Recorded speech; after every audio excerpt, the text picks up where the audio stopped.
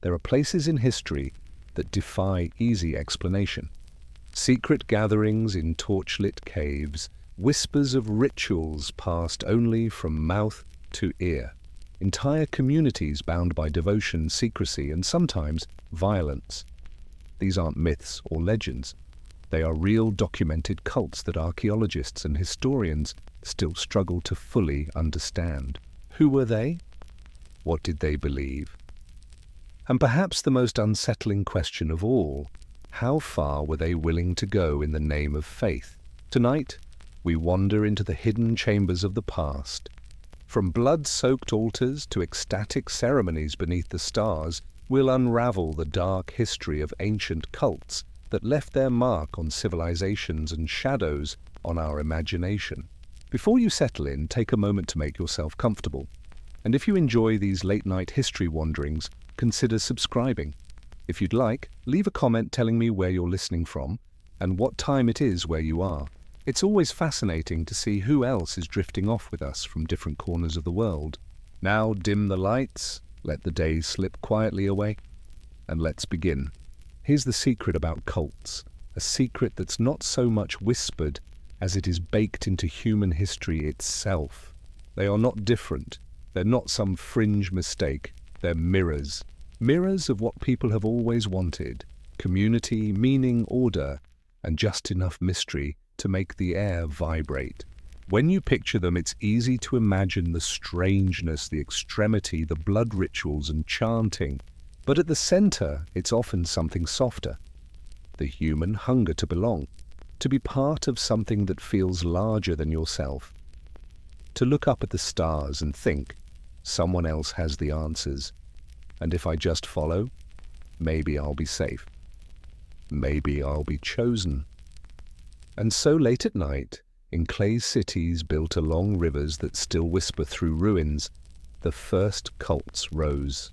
Our journey begins in ancient Mesopotamia, where devotion to the goddess Inanna, later called Ishtar, swelled into something that blurred the line between reverence and dread. Imagine the city of Uruk around 4,000 years ago. The walls loom impossibly tall, so high that later writers claimed they stretched into the heavens.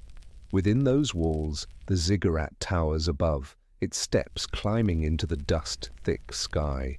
At its summit, offerings smolder, sending tendrils of smoke spiraling toward the stars.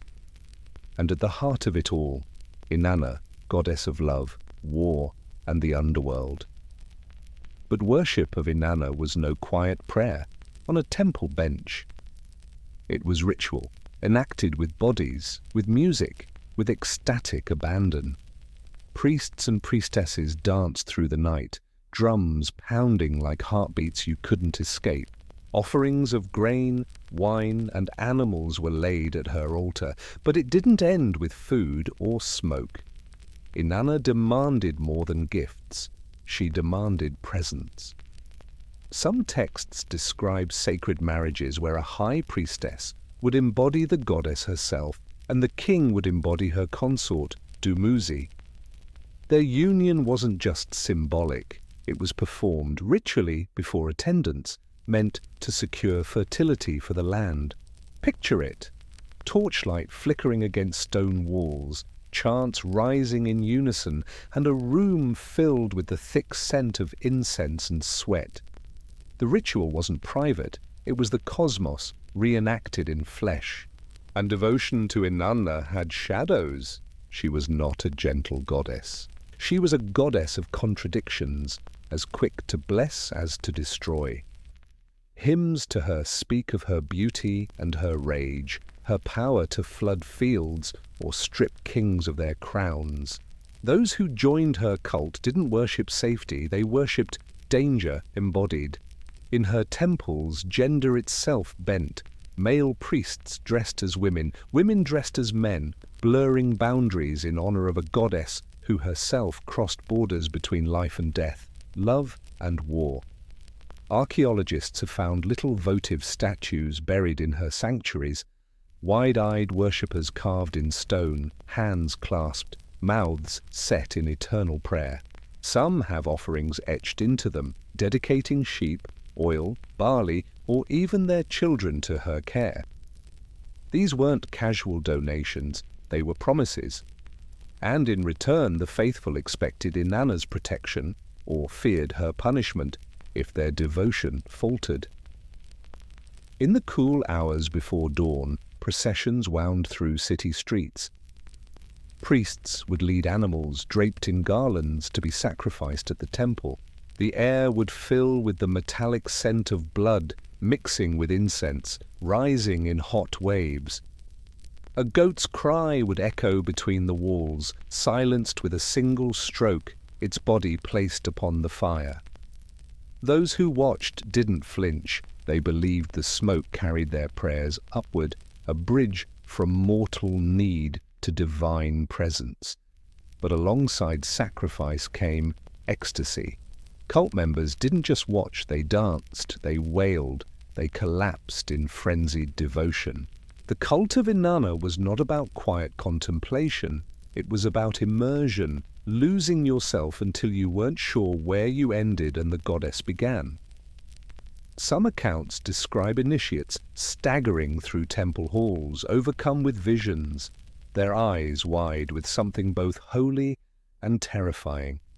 It's easy to imagine, isn't it? Standing among them, pressed shoulder to shoulder with strangers who feel like kin for a single night. The drums so loud your ribs rattle, the chanting vibrating in your skull. For a moment, you're part of something vast, timeless, dangerous. That's the strange comfort of cults. In the chaos, there is belonging. In the frenzy, there is clarity. And in surrender, there is safety, or at least the illusion of it. Inanna herself was no illusion. To her followers, she was as real as the sunrise. Her myths tell of her descent into the underworld, stripped of power, hung on a hook, then reborn. Each cycle of her story mirrored the crops, the seasons, the endless loop of death and renewal.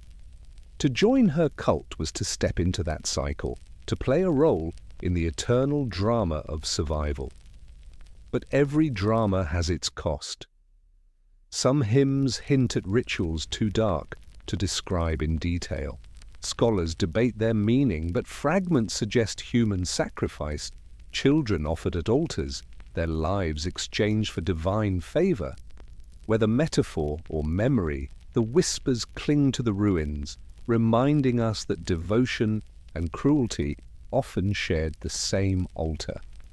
And so the cult of Inanna endured for centuries, shifting names, shifting forms, but always circling that dangerous intimacy with the divine. The line between worship and terror blurred until they became the same. And standing in those ancient courtyards, beneath a sky littered with stars, you might have felt it too, the comfort of being consumed, of belonging so fully that you no longer had to ask questions. The goddess had answers enough, even if they burned. The smoke from the sacrifices would curl upward, a ribbon of devotion vanishing into the dark. The drums would fade. And for a few hours, silence would return to Uruk. But morning always brought new prayers, new offerings, new shadows at the temple steps. And where there are shadows, there are always other gods, other rituals, waiting. The Nile was a river of life, but also a river of fear. Its floods brought fertility, but if the waters rose too high or stayed too low, hunger followed, and with hunger came desperation. Out of this delicate balance emerged not just temples, but entire cults built on the idea that human devotion could coax a river, bend a god, or soften the hand of death. The Egyptians understood death more intimately than most cultures, because to them it was not the end. It was another form of life, and one that required constant feeding. In the half-light before dawn, priests processed toward shrines with offerings, baskets of figs and bread, pitchers of wine, the bodies of carefully chosen animals. The air was thick with incense, not merely for fragrance, but to mask the stench of blood that always came later. In the cult of Osiris, the god who was murdered, dismembered, and reassembled by his wife Isis, ritual reenactments blurred the line between myth and performance. Every slice of the knife across an animal's throat was not simply a sacrifice, but a retelling. Each drop of blood soaking into the sand was a memory, a reminder, and a prayer that death might be reversed. To the casual eye, it was theatre. A goat brought low, a bull felled on stone, the chanting voices rising in rehearsed rhythm. But to the initiate, it was more than spectacle. They believed their gods fed on the scent of burnt flesh, on the breath of blood steaming into the hot Egyptian air. This was not metaphor, it was sustenance. Without it, the cycle of life would collapse. Power, of course, found its way into the rituals.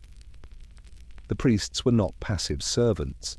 They were gatekeepers, the only ones permitted to speak the secret words, to pour libations in just the right order, to handle the dead with the necessary precision. To witness the rites was not the same as to be initiated into them. And so the cults within Egypt multiplied layers upon layers of secrecy. The people might gather in temple courtyards, might leave offerings at outer shrines, but the true rituals, the blood-soaked ones, were hidden deep inside sanctuaries where no layman was allowed. Behind heavy doors, under painted ceilings crowded with stars, the priests whispered. What was said, what was sung, these were the things that bound them together and kept the crowd outside, forever hungry for more. The cult of fertility was not a gentle one. To ensure the land would blossom, to guarantee the fields would ripen, something living had to die. Sometimes it was as simple as a lamb, tethered and trembling, its wide eyes reflecting torchlight. Other times it was bulls, sacred Apis bulls, slaughtered not in haste, but with an elaborate choreography of chants, songs and bloodletting. The scale alone left an impression. Hundreds of priests moving in unison, carrying knives, pitchers, jars and fire, every motion rehearsed like a dance. The spectacle grew not only from religious need, but political calculation. Pharaohs leaned on the cults of Osiris and Isis, Horus and Hathor, because belief bound the population as securely as walls bound a city. If the people saw their ruler side by side with the priests, pouring wine into sacred vessels, they saw not a man but a bridge between themselves and the divine. Every sacrifice spilled more than blood, it spilled loyalty, faith, and submission. What kept the cult so powerful, though, was not simply their rituals, but the mystery around them.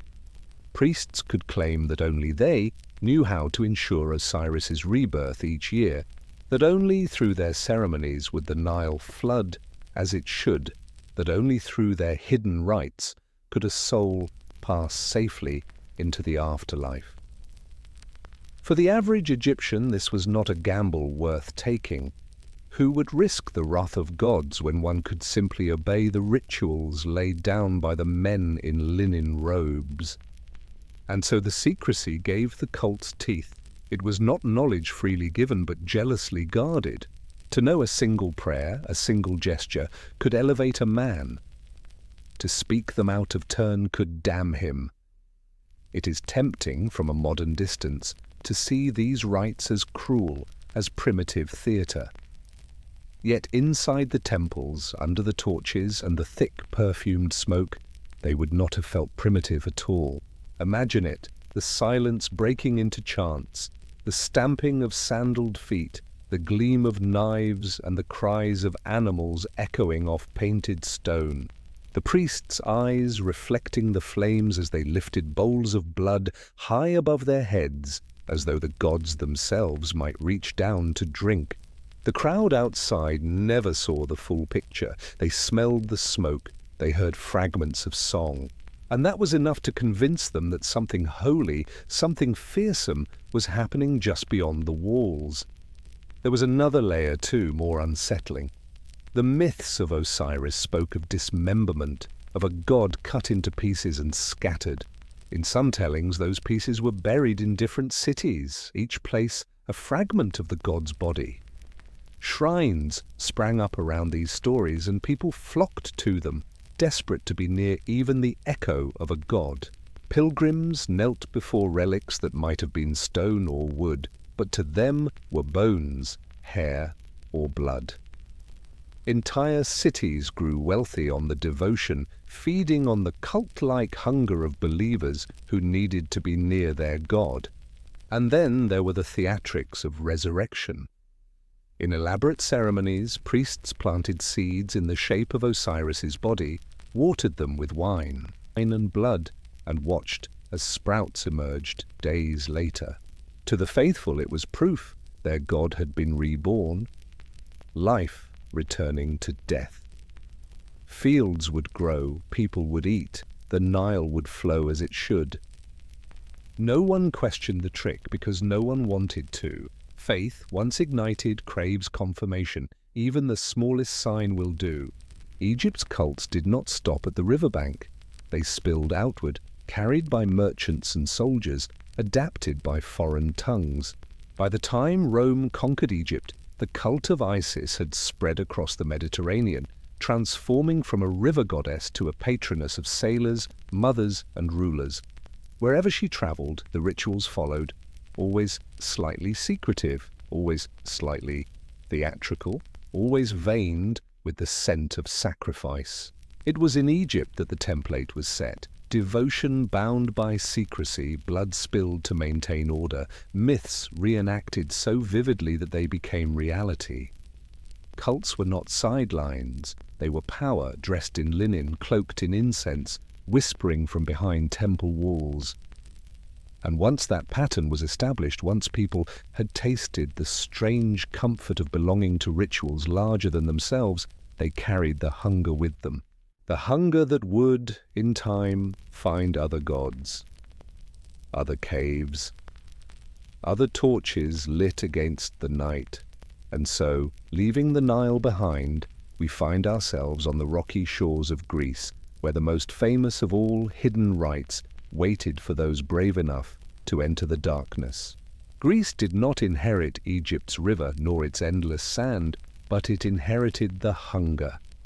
That same craving for ritual, for secrets passed from one trembling mouth to another, for the comfort of believing that the mysteries of life and death were not chaos but choreography. Across rocky coastlines and olive groves, in caves where the damp stones seemed to breathe with you, new ceremonies took root, more intimate, more intoxicating, and somehow even harder to grasp. The Eleusinian mysteries began as whispers around the story of Demeter and her daughter Persephone. A tale of loss, descent, and return. A girl stolen into the underworld, a mother wandering the earth in grief, crops failing in her sorrow, until finally a compromise was struck. 6 months above, 6 months below. Death and life woven into the calendar. That much anyone could know, but there was another layer, hidden, elusive, wrapped in ritual so secret that initiates risked death if they revealed what they had seen. Imagine approaching Eleusis just outside Athens when the mysteries were in season. Thousands gathered, pilgrims walking from far-off towns, a river of bodies threading their way to the sanctuary. Some came barefoot, others crowned with garlands, carrying pigs for purification, torches for the processions, and food for the feasts that would blur into the rites. The air hummed with anticipation, like the moment before thunder splits the sky. You could hear the drums long before you reached the gates. It began with purifications, ritual baths, sacrifices, fasting, a stripping away of the ordinary self. The body softened, the mind hollowed, hunger sharpening the senses. For days, initiates drank only the barest liquid, barley water laced perhaps with something stronger. Historians argue still, ergot, a fungus clinging to grain, carrying hallucinogenic properties. Whatever the ingredient, it worked. The simple drink, the kykeon, slid down the throat like any other brew, but in the darkness to come it would open doors. Thousands march in silence down the sacred way, their shadows flickering like ghosts against the stone. The city falls away. You cross a bridge, and on it, priests mock and curse the initiates, jeering at them in ritual insult, breaking down pride before the mysteries could rebuild it. Laughter, shame, tension, all designed to disarm, to make you porous. Then, into the sanctuary. The Telesterion, an immense hall, built and rebuilt over centuries, large enough to hold the tide of seekers, its walls closed tight. No outsider could peek within. What happened here? Even now no one can say. The silence held century after century as thousands entered and emerged, forever changed yet never speaking. Only fragments leak out. They tell of torches suddenly extinguished, plunging the hall into absolute blackness, of sudden cries rising, bodies pressed close, the smell of sweat and smoke tangling, of visions that bloomed not in the eye but in the mind, vast and unspeakable. Some swore they had seen Persephone herself, luminous, stepping from shadow to shadow. Others claimed the gods appeared not as figures but as overwhelming sensations, heat, terror, ecstasy.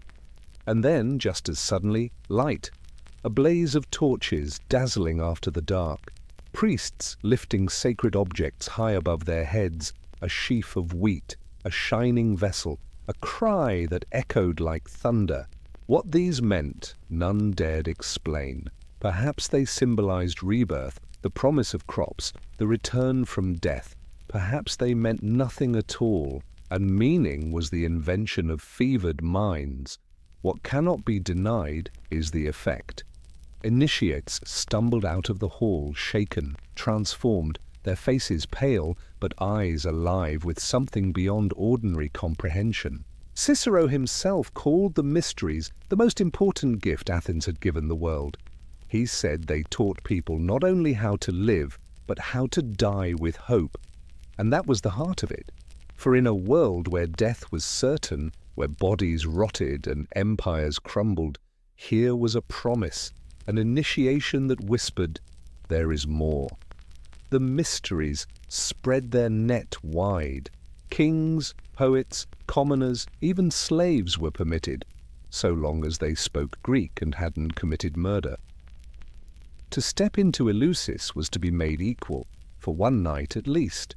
Men stood beside women, rich beside poor, all reduced to shadows in the dark, all reborn in the torchlight together.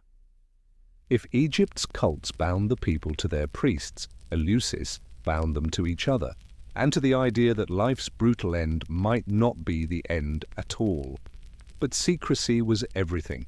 To betray the rites was not simply blasphemy, it was treason against the divine. One man, Diagoras, earned the title atheist for mocking them, and was hunted across Greece. Another, Aeschylus the playwright, was nearly stoned to death because a chorus in one of his plays was rumored to resemble the hidden rituals too closely.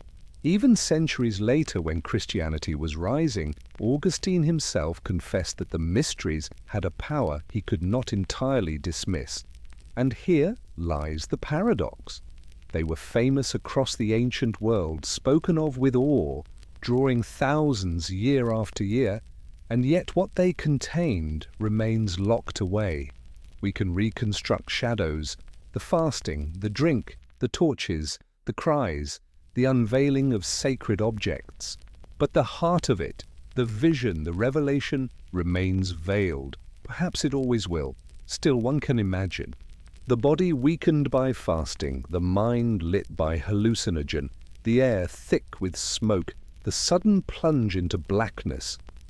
Then out of nothing, a blaze of light, the roar of voices, a figure or an object revealed, and a surge of meaning flooding through your being so intense that words could never hold it. You could never explain it, even if you tried. And maybe that was the point. To carry the secret, burning quietly inside you for the rest of your life. It was a comfort, but a dangerous one. For if death was not final, if there was more beyond the grave, then perhaps the boundaries of life itself were thinner than they seemed. A thought both soothing and unsettling. And Greece, of course, did not stop there. For if Eleusis offered revelation, other cults offered abandon. Orgiastic feasts, bloodied frenzy, the tearing away of self in service of a god who thrived on chaos. And so from the hushed torches of Eleusis we follow the sound of drums and flutes up into the mountains where women danced beneath the moonlight wines, sick and wide-eyed, worshipping the god who tore down every barrier between man and beast. The mountains of Greece hold their own kind of silence, heavier and more watchful than the soft chatter of city streets. Here, among the twisted olive trees and jagged cliffs, the air vibrates with something that cannot be named. It is the call of Dionysus, god of wine, madness, and the surrender of self. Unlike the quiet, hidden halls of Eleusis, his cult spilled into the open, loud, liquid, and terrifying in its abandon. In villages and valleys his festivals arrived like storms. Torches flickered against stone, the scent of spilled wine sticky in the air, music pounding like a heartbeat that had learned to skip entirely. Women, maenads they were called, tore through the underbrush, crowned with ivy, limbs laced with sweat, hair flying free as they danced in a rhythm older than memory. The drums and flutes carried their wild cries, reaching across hills and valleys, announcing that something sacred and dangerous had returned. The city officials hated it. They tried to control it, of course. They attempted permits, curfews, or moral warnings scribbled in stone. But the frenzy could not be contained. Law melted under the thrum of the Bacchic drums, under the raw, almost frightening devotion of those who surrendered themselves to the god. What the men of Athens could not understand and feared was that Dionysus demanded more than obedience. He demanded ecstasy, chaos, a communion so complete that the worshipper became indistinguishable from the god himself. At the height of the festival, animals were brought forth, goats, lambs, sometimes bulls, trembling and bleating as they were laid before the altar. The maenads circled, chanting in tongues that seemed invented on the spot, sometimes tearing leaves from the ground, sometimes tearing meat from bone. Their hands, smeared with wine, were not gentle. They were instruments of both reverence and release. And in the center of the circle, priests of Dionysus orchestrated the dance, guiding the chaos, amplifying it, as if the god's very breath had entered their lungs. The air was thick with sweat, blood, and the pungent sweetness of crushed grapes. Every shout of laughter or pain was part of the ritual. Joy and terror merged into a single experience. The participants no longer distinguished between themselves and the frenzy. Time fractured. Night became liquid, flowing and pooling around torches, bloodied offerings, and the twitching bodies of animals. It is easy, from a distance, to call this madness, but for the participants it was clarity. The frenzy revealed truths the mind alone could not grasp. They felt the world unspool and then knit itself back together, each thread trembling with the pulse of life and death. When an animal was torn apart, it was both violence and celebration, a reminder that life was fragile, fleeting, but also entirely worth surrendering to. Stories of these rituals traveled far and wide, carried in whispers and letters, in the fears of magistrates who saw women running naked through olive groves, shrieking names of gods no one else could hear.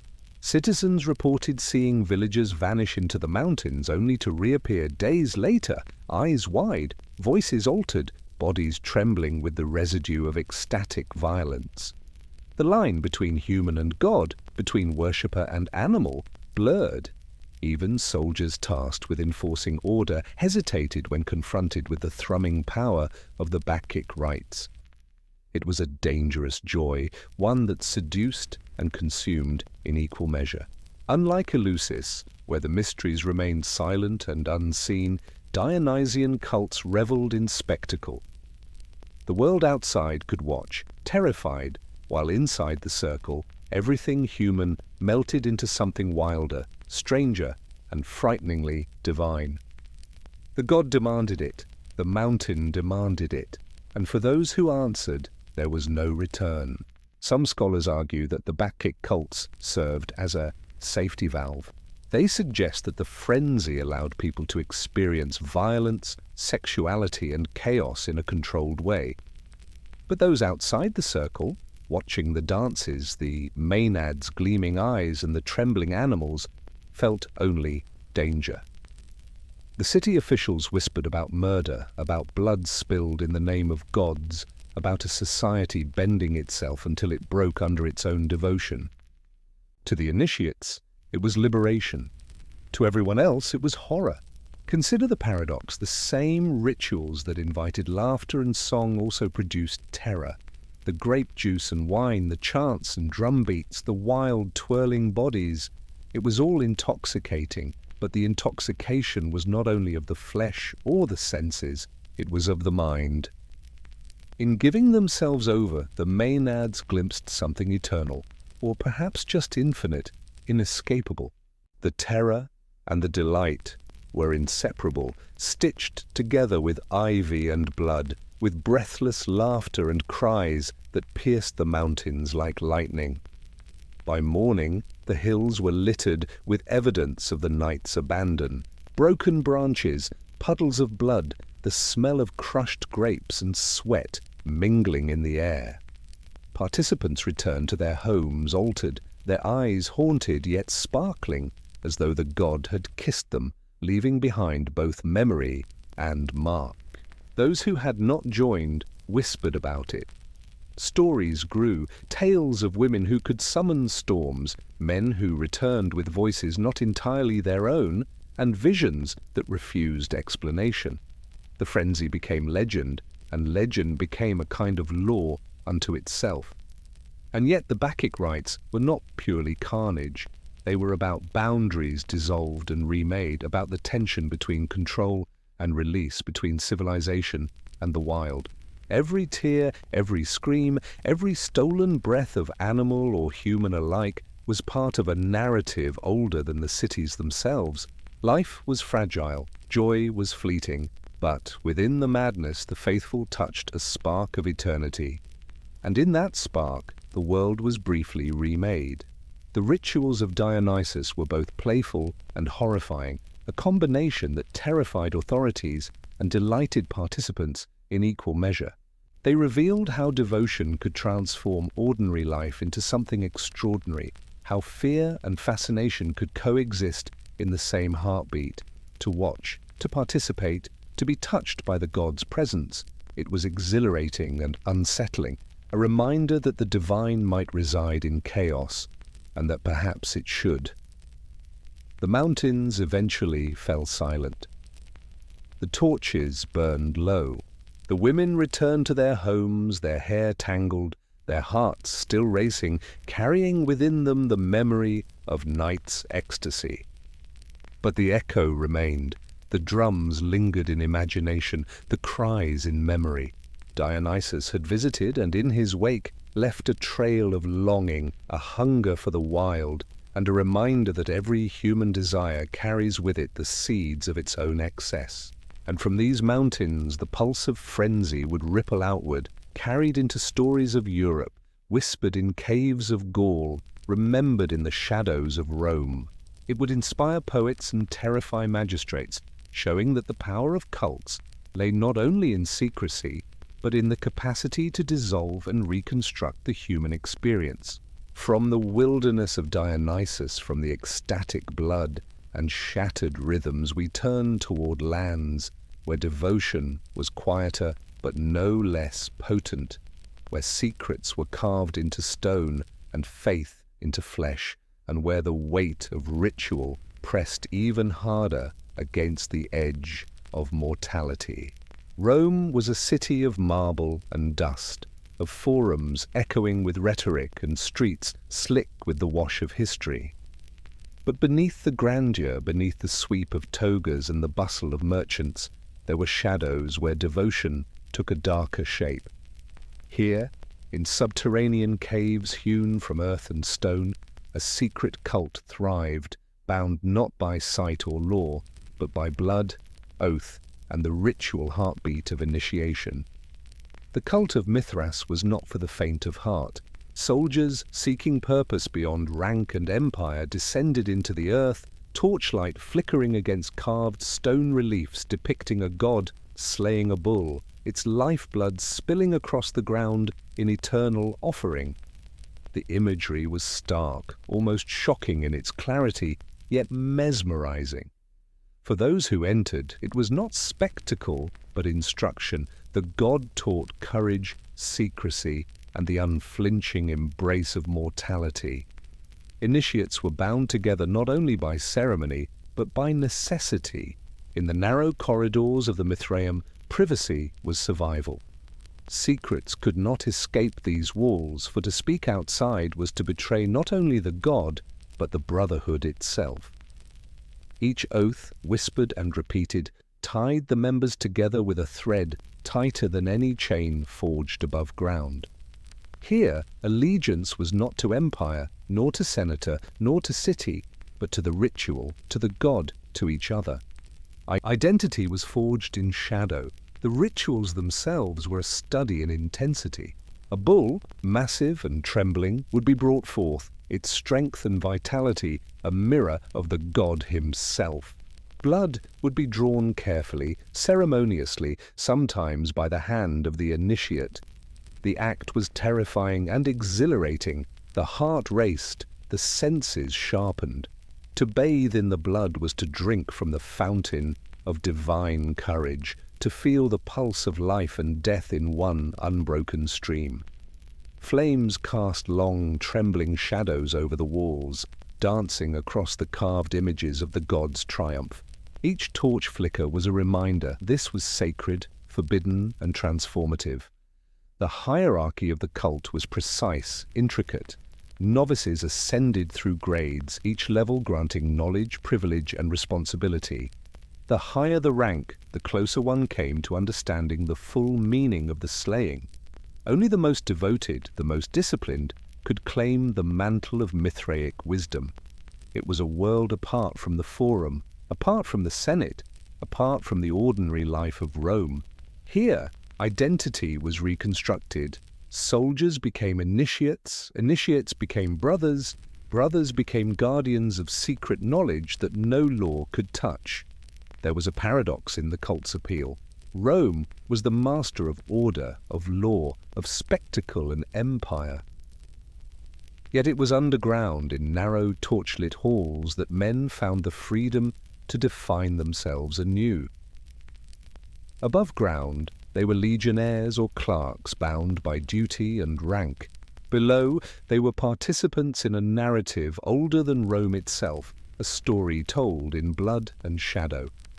The bull's sacrifice, the silent chants, the shared meals in dimly lit chambers, all of it reshaped them, offering a mirror in which they glimpsed something eternal and private. The secrecy amplified devotion. Every whispered word, every motion repeated in torchlight, every oath sworn in blood carried weight.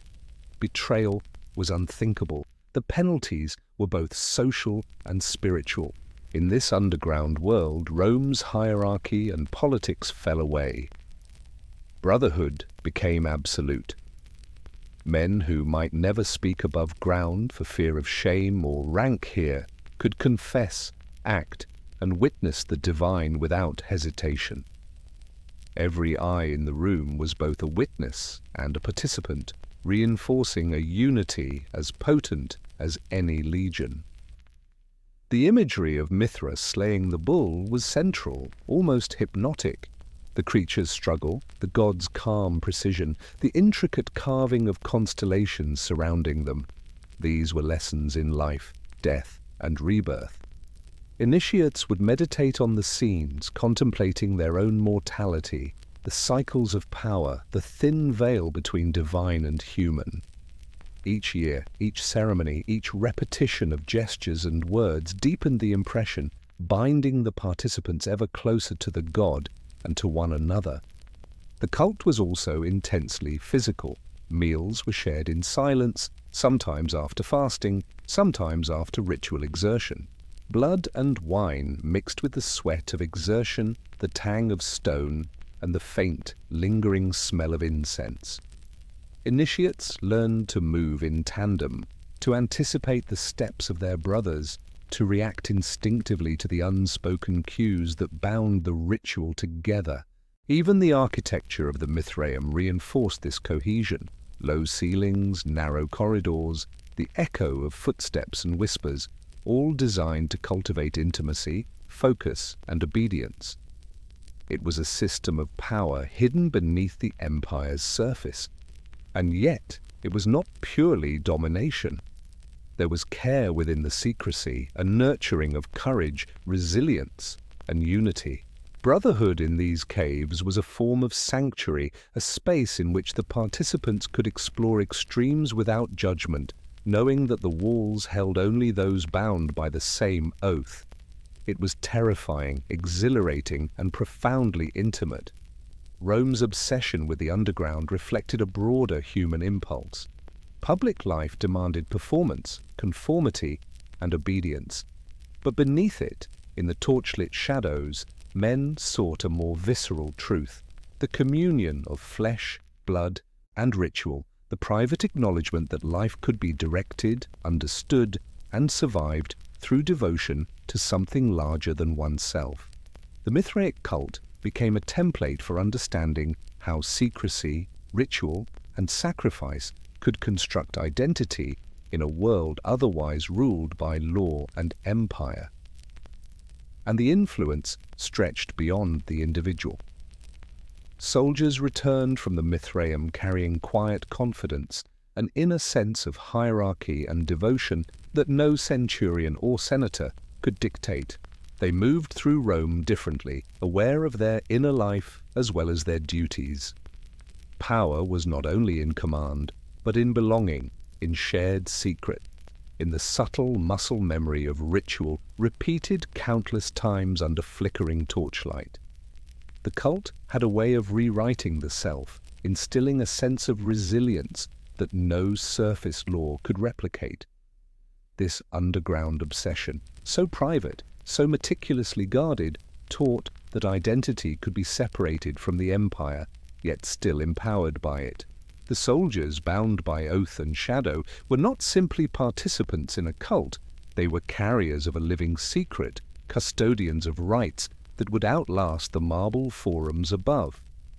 They understood something the public could not, that devotion, secrecy, and ritual together could carve order out of chaos, even as the world above marched obliviously forward. And Rome, ever watchful, ever expansive, never fully penetrated these shadows. The cult of Mithras thrived precisely because it was unseen, because it existed beneath the empire's gaze, in the whispering darkness where loyalty and courage were tested, in blood, fire, and silence. The god of the bull demanded nothing less, and the men who answered emerged not only changed, but bonded, a living proof of the power of the secret and the sacred.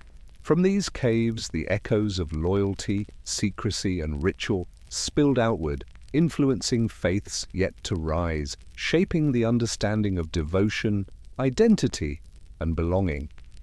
The underground chambers held a world apart from the marble streets, a world where rules were rewritten in shadows, and the human heart found its reflection in both fear and exaltation.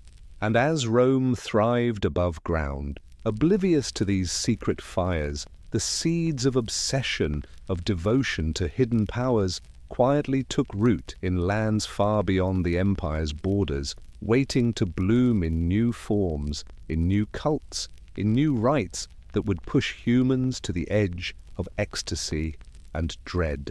In the thick, humid valleys of Asia Minor, where the wind whistles through pine and cedar as if carrying secrets too heavy for the air, the cult of Cybele, the Magna Mater, took root.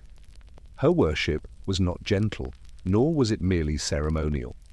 It demanded a devotion that pressed against the body, that etched faith into flesh itself.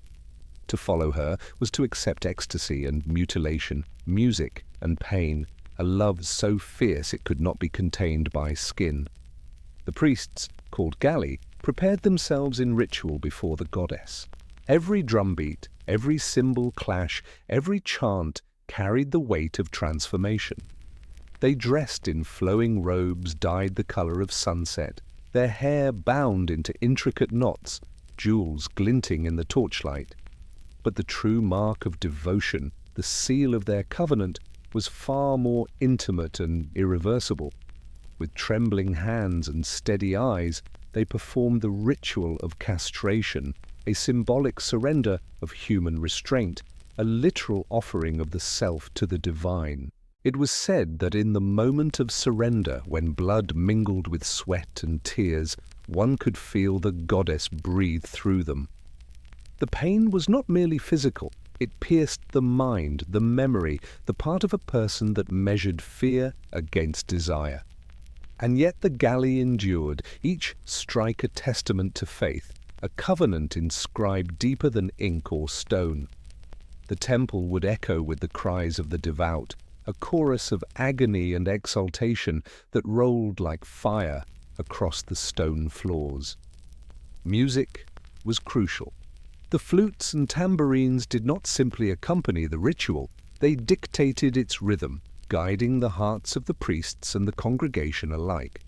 Every beat of the drum was a pulse in which mortal and divine merged.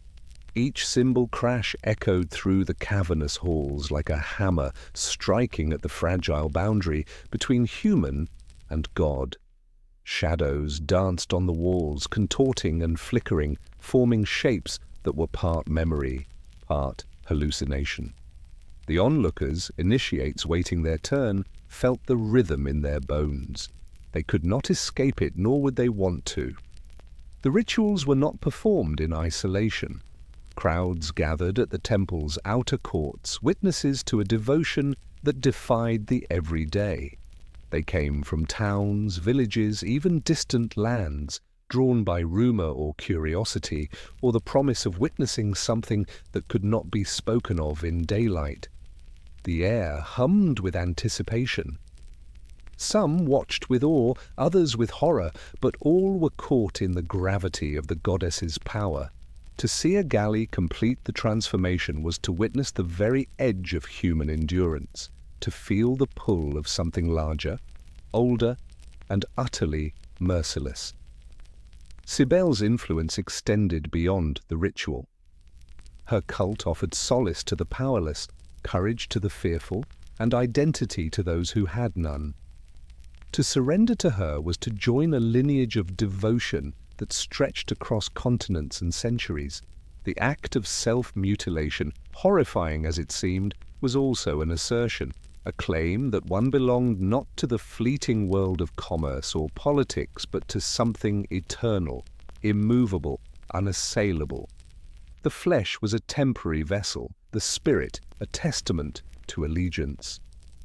The rituals could be chaotic. Fires burned in the courtyards, sending smoke curling into the night sky, mingling with incense and the pungent scent of blood. Crowds shouted, laughed, wept, and trembled in unison. Some lost themselves completely, their bodies convulsing in ecstatic dance, their minds carried beyond fear. Others observed with rigid posture, absorbing the spectacle, cataloguing every movement, every expression, every pulse of life sacrificed to devotion. Even the temple walls seemed to participate, absorbing, reflecting, and amplifying the intensity of the ceremony. Initiates who survived their first ritual were forever altered. They walked differently, spoke differently, carried a quiet power in their gaze that hinted at secrets the uninitiated could not imagine. And yet the cost was undeniable. Devotion cut, claimed, and reshaped them. Friends and family sometimes recoiled from the sight of their changed kin. Those who bore the marks of the goddess were both revered and feared, living embodiments of a faith that demanded everything and returned nothing tangible in the mortal world. The process was cyclical, recurring at intervals that aligned with the phases of the moon, the seasons, and the goddess's festivals. Each repetition was a reinforcement, a renewal of allegiance. Novices watched veterans with wide eyes, learning the rhythm of suffering and surrender, imagining themselves one day stepping into the light, or shadow, of the altar.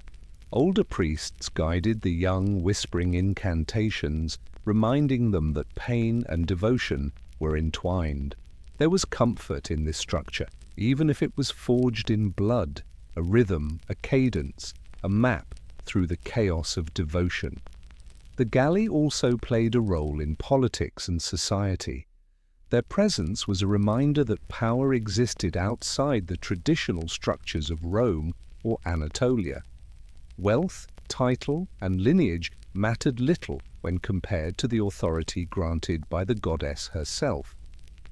Crowds respected the priests, feared them, and sometimes sought their counsel, for the act of surrender conferred insight. They were living conduits of the divine, and the goddess's favor could tilt the balance of local influence, inspiring awe in those who would otherwise never notice a wandering priest. It was not only the act of castration that defined the cult, but the ongoing commitment to asceticism, ritual purity, and public display of obedience. Daily life, for the devoted, was a continuation of the ceremony. Food was measured, speech was curated, and behavior was always a reflection of the goddess's will. The body was never merely a vessel, it was a canvas, a site of ritual expression, and a testament to human capacity for obedience and self-transcendence.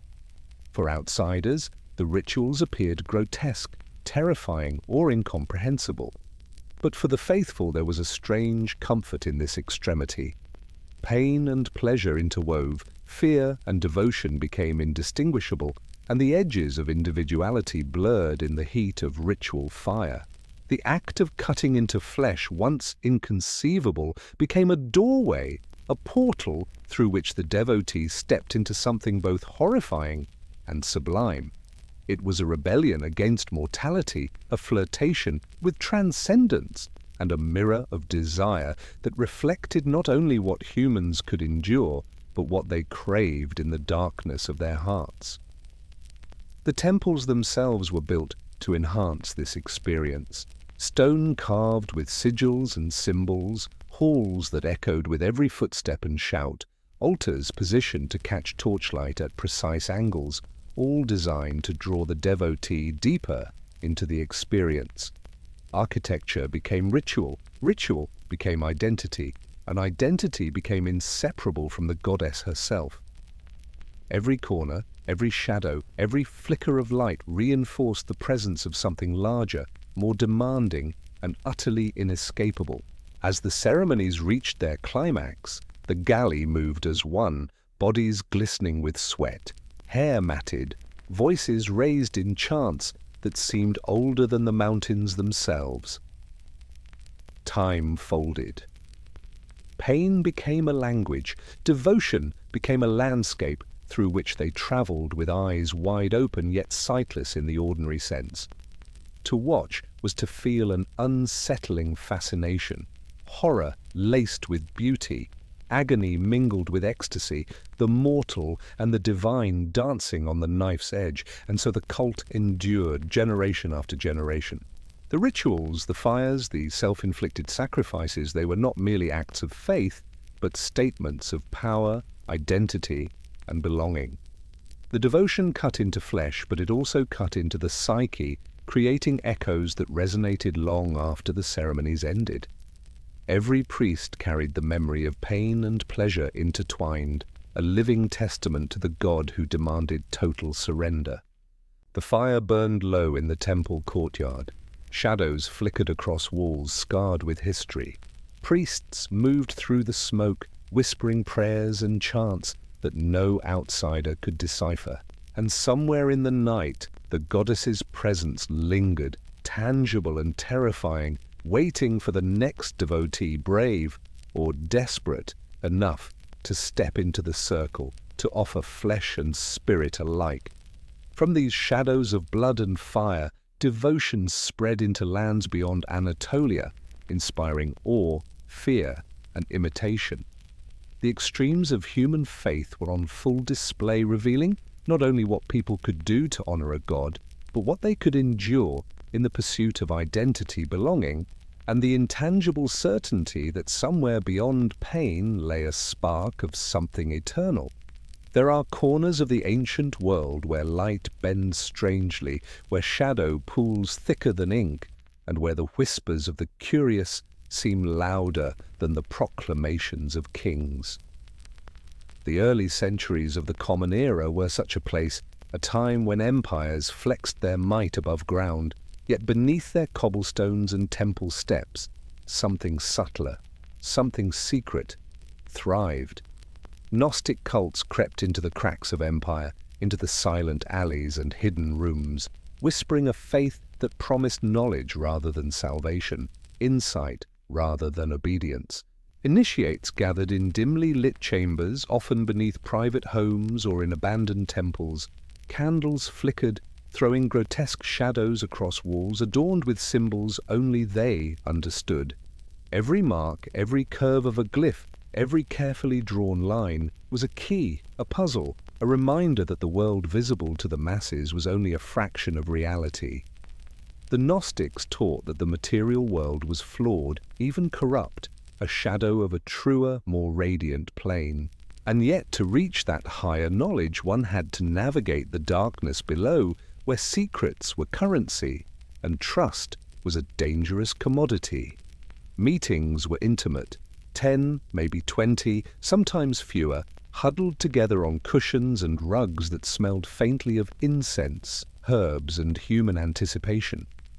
No priesthood in the traditional sense, no robes of splendor. Instead, teachers whispered, questioned, and provoked, urging initiates to look inward, to see the divine spark trapped in flesh, to recognize the false constructs imposed by empires and false prophets. There was no hierarchy beyond understanding. Advancement was measured in perception, in the ability to discern truth from illusion, light from shadow. Texts were rare, precious, and perilous. Scrolls written on papyrus, inked in a script that disguised meaning from casual observers, passed silently from hand to hand. The writings contained parables, coded histories, and riddles meant to unsettle. An initiate might read a line and feel a shiver at its implications, as if the words themselves were alive, pressing against comprehension, reminding the reader that knowledge always demanded a price. And for those who shared these texts in public, punishment could be swift, cruel, and unyielding. The empire was never far, always listening, always observing. Ritual was subtle but potent. Hands might be extended in silent prayer, fingers tracing invisible sigils in the air, breaths synchronized across the circle, a quiet rhythm that bound the group together. Occasionally, chants rose, not loud, not brash, but layered and insistent, carrying the cadence of secrets older than any emperor's crown. The sound seemed to linger longer than it should, pressing against walls, entering ears in ways that made one question whether it had come from outside, inside, or the threshold between. The teachings themselves were unnerving in their intimacy. Gnostics spoke of an unknown God beyond the material, of archons who constrained the human spirit, and of the divine spark within each person, waiting to be released. Every lesson felt personal, as if the world had been holding its breath for centuries, and only now, in this shadowed chamber, could the truth be glimpsed. Initiates often left with a sense of vertigo, their understanding of life, empire, and divinity subtly, irreversibly altered. Secrecy was survival. Emperors and magistrates tolerated many cults if they were decorative, harmless, or absorbed in spectacle.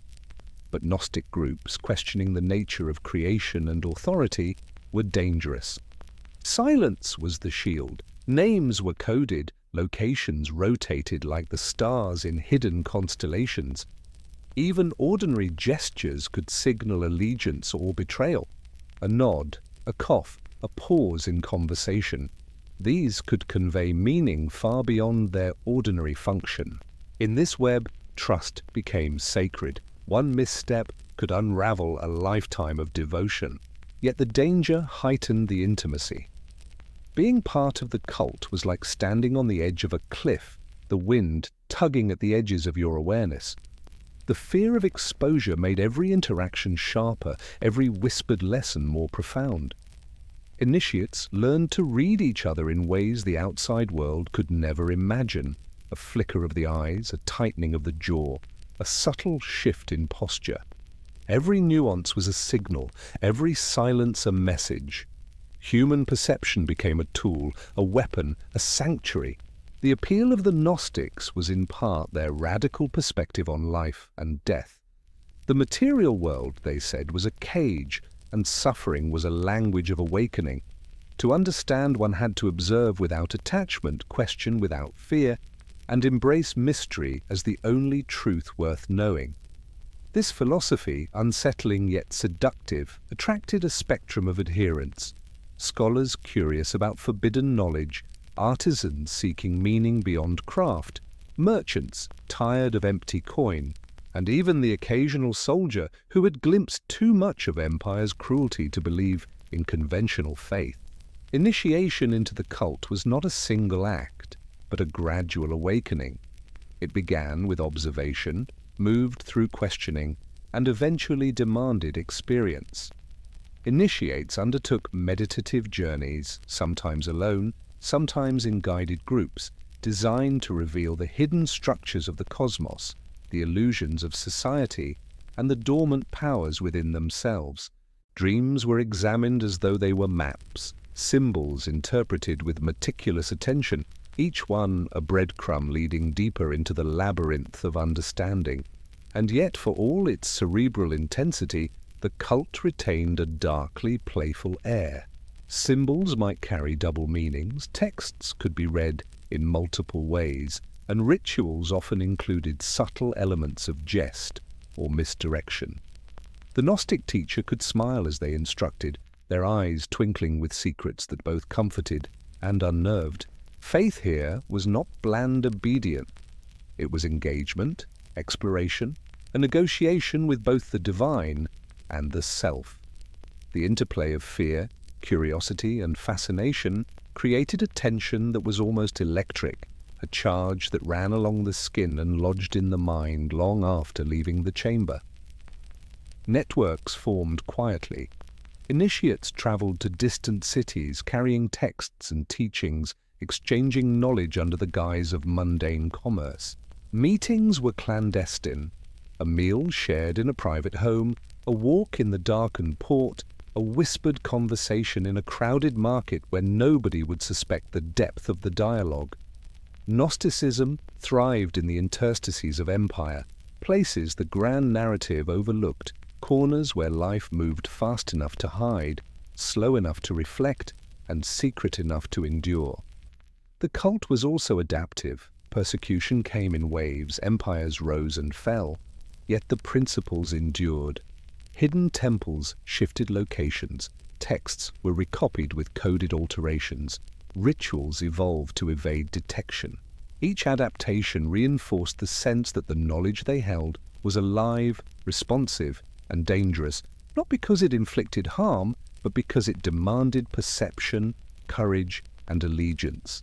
Its very survival was a testament to the human desire for meaning, for insight, and for communion with the unseen. And in these quiet, candlelit chambers, one could almost sense the empire's pulse above, the clang of coin, the shout of magistrates, the march of soldiers, and feel a strange satisfaction in inhabiting a world that moved under the radar. Here, knowledge was power. Mystery was sanctuary. And each revelation, however unsettling, created a bond as strong as any oath sworn in blood or flame. The whisper of understanding, shared secretly, became a lifeline, a connection across space, time, and peril. Even today, the echoes of these whispered truths linger. The texts, fragmented and coded, inspire fascination and dread.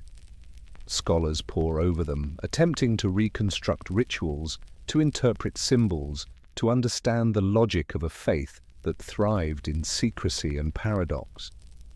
But there are gaps, deliberate silences, passages never fully written, meanings lost or deliberately hidden. These absences speak louder than words, reminding us that some knowledge is meant to unsettle, to challenge, to leave us wondering. The Gnostic cults were not just a historical footnote, they were a mirror to human longing. They revealed the desire to find certainty in uncertainty, to claim agency in a world dominated by empire, and to seek divinity in the cracks rather than the monuments.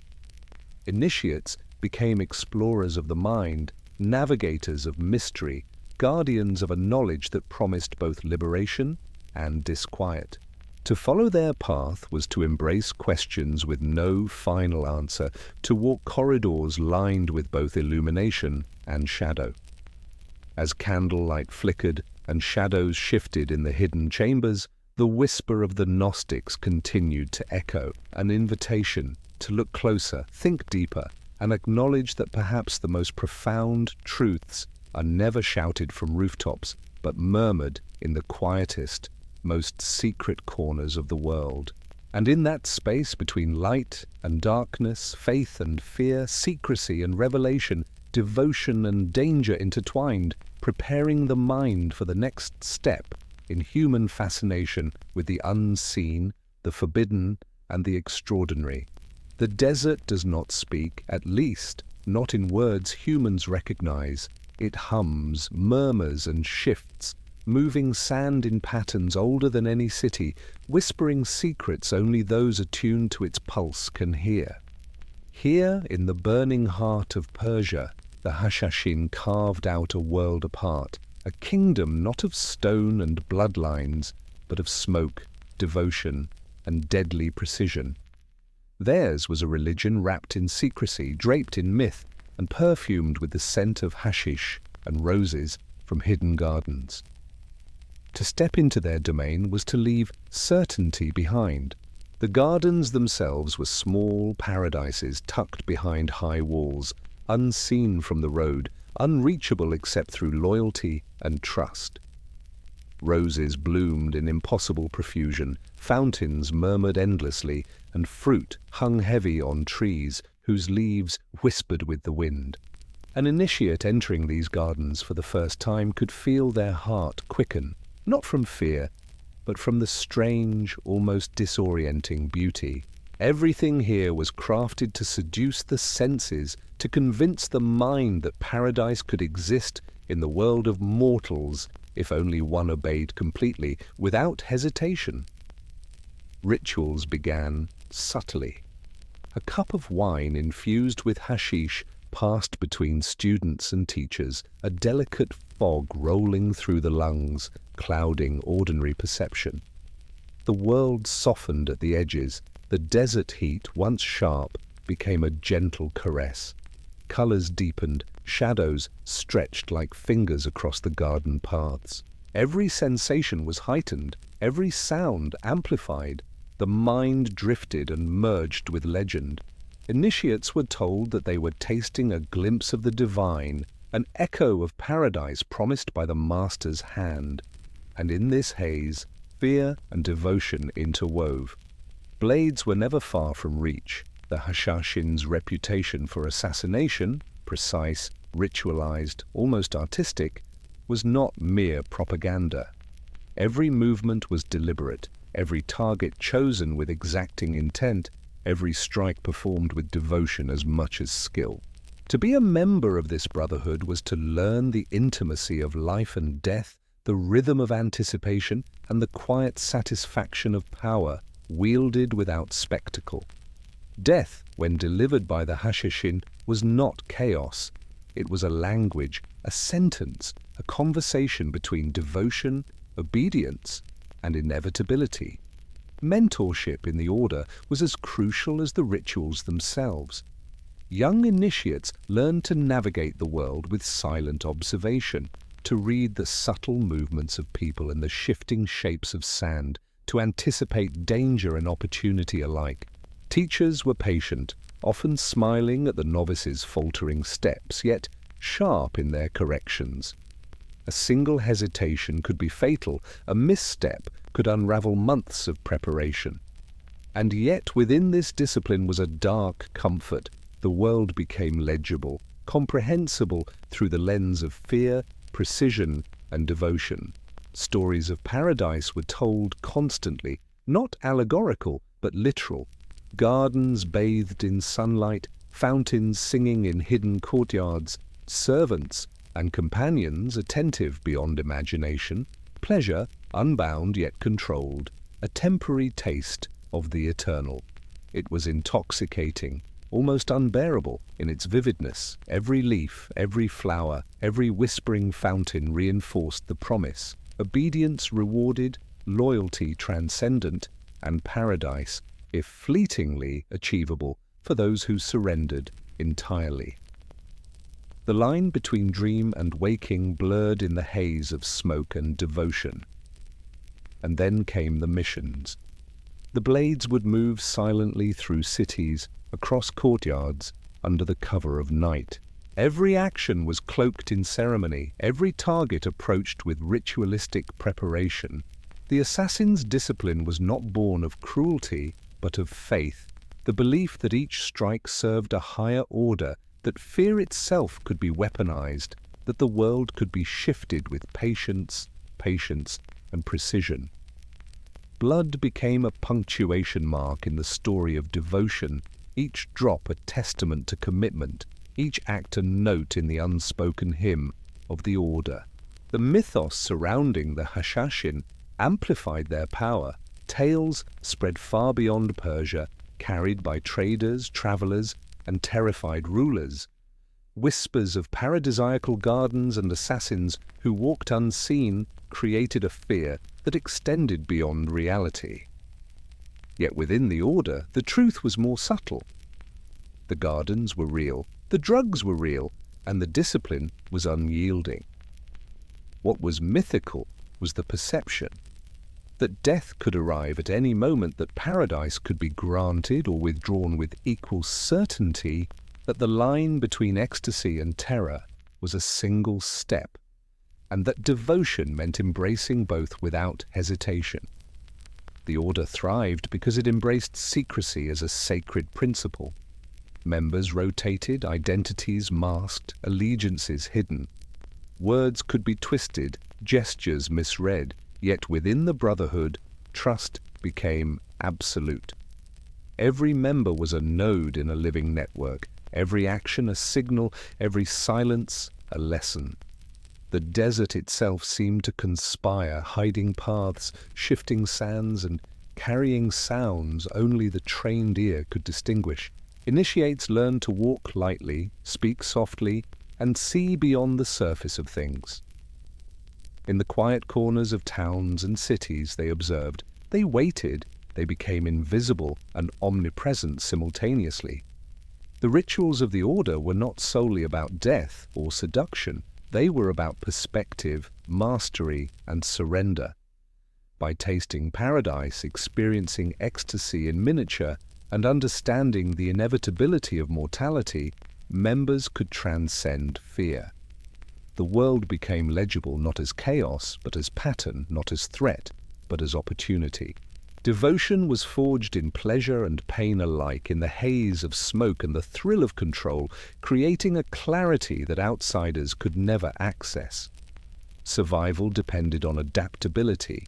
Empires rose and fell, rulers came and went, and the Hashashin adjusted.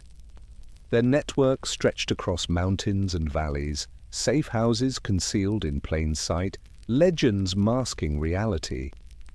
Stories of paradise gardens became both lure and shield. Myths of invincibility drew fear into the hearts of enemies. And yet, inside, the cult's members knew the truth. Devotion was private, power was precise, and the garden was a fleeting, fragile reality earned through obedience, courage, and faith in the unseen. The desert nights were long, star-laden, and merciless.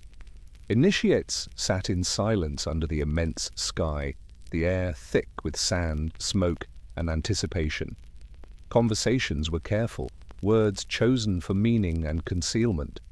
Laughter, when it arose, was small, private, almost conspiratorial.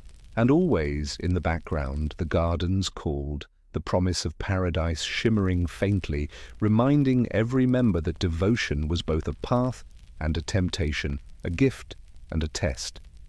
Even the simplest acts, lighting a candle, tasting a sweet fruit, inhaling the fragrant air of a hidden courtyard, were infused with significance.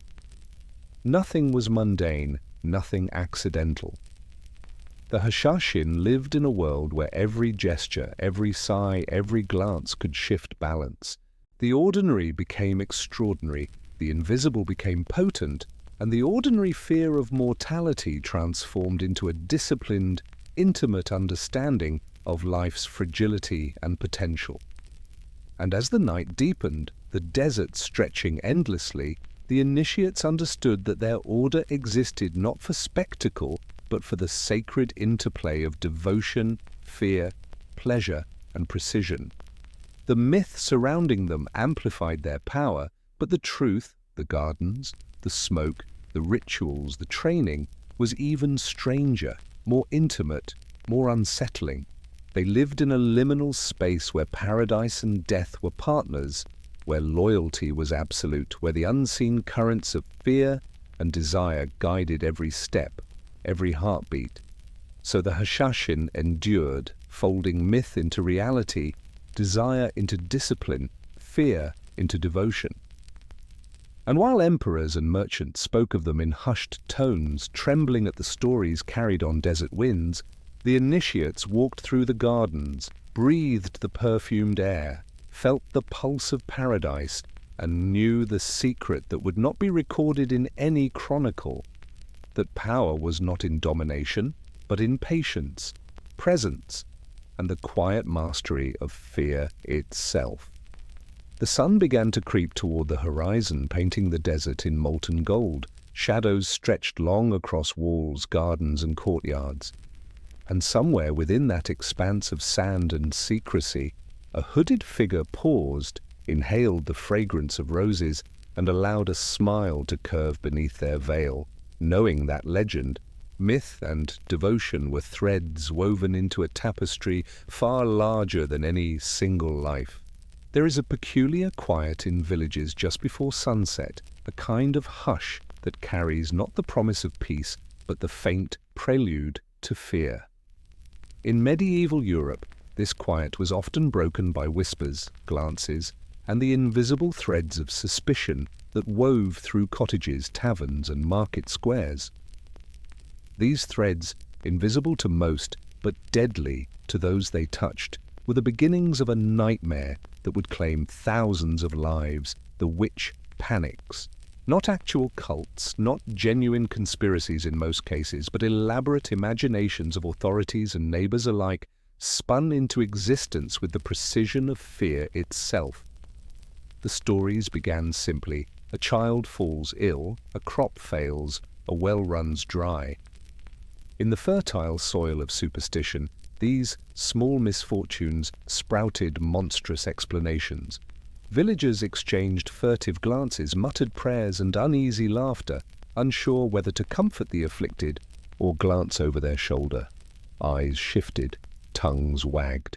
Somewhere, a woman with an unremarkable habit of walking alone, or an elderly man who muttered prayers in reverse, or a girl whose laughter rang too loudly, became the seed of something far larger than herself. She, or he, was suddenly not just a neighbor, but a vessel for unseen evil. Authorities, both secular and ecclesiastical, fanned these seeds into flames. Manuals appeared, not in vast libraries but in small, authoritative offices, texts listing the signs of witchcraft, the marks of the devil, the ways in which a soul might be corrupted. Questions were precise, interrogations methodical, fingers were pointed, dreams were interpreted as confessions. Every shadow in a home, every misplaced object, every whispered rumor became evidence in a narrative of evil meticulously crafted by those with power. The logic was simple. Disorder, misfortune, and fear could be contained if assigned to a single human agent, if devotion, guilt, and panic were all directed toward one body at a time. Trials were performances of dread. Courthouses and village squares became stages where accusation and confession danced in grotesque harmony. Accused witches were presented to the public under the strictest observation. Their gestures, their silence, the very way they blinked were read as signs of guilt. Torture was often employed not merely to punish, but to produce proof. A scream, a confession whispered under duress, a denial recanted under pain. Each act cemented the reality authorities were constructing. Witches were real, networks were vast, and the unseen forces of evil lurked in every corner of civilization. The imagery was elaborate. Authorities described Sabbaths where witches flew through the night on brooms or goats, attended by demons, feasting and dancing in defiance of God. These visions, terrifying and vivid, spread through word of mouth, woodcut illustrations, and sermons.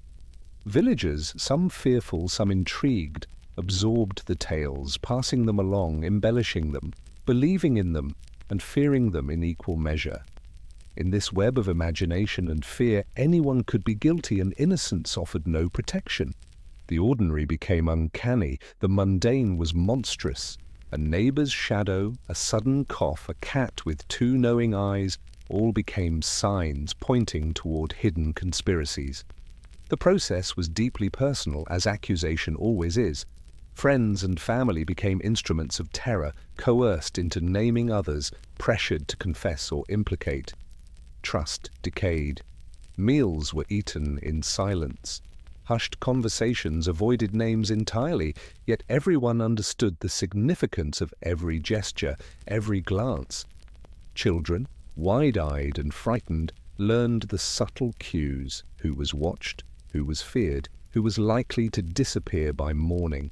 Every village became a microcosm of suspicion, a small theatre of human cruelty and imagination, bound together by fear and the authority of those who claimed to know the mind of God.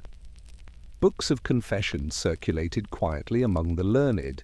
Some were genuine, dictated under duress or despair. Others were fabricated, deliberate constructs to teach obedience and terror.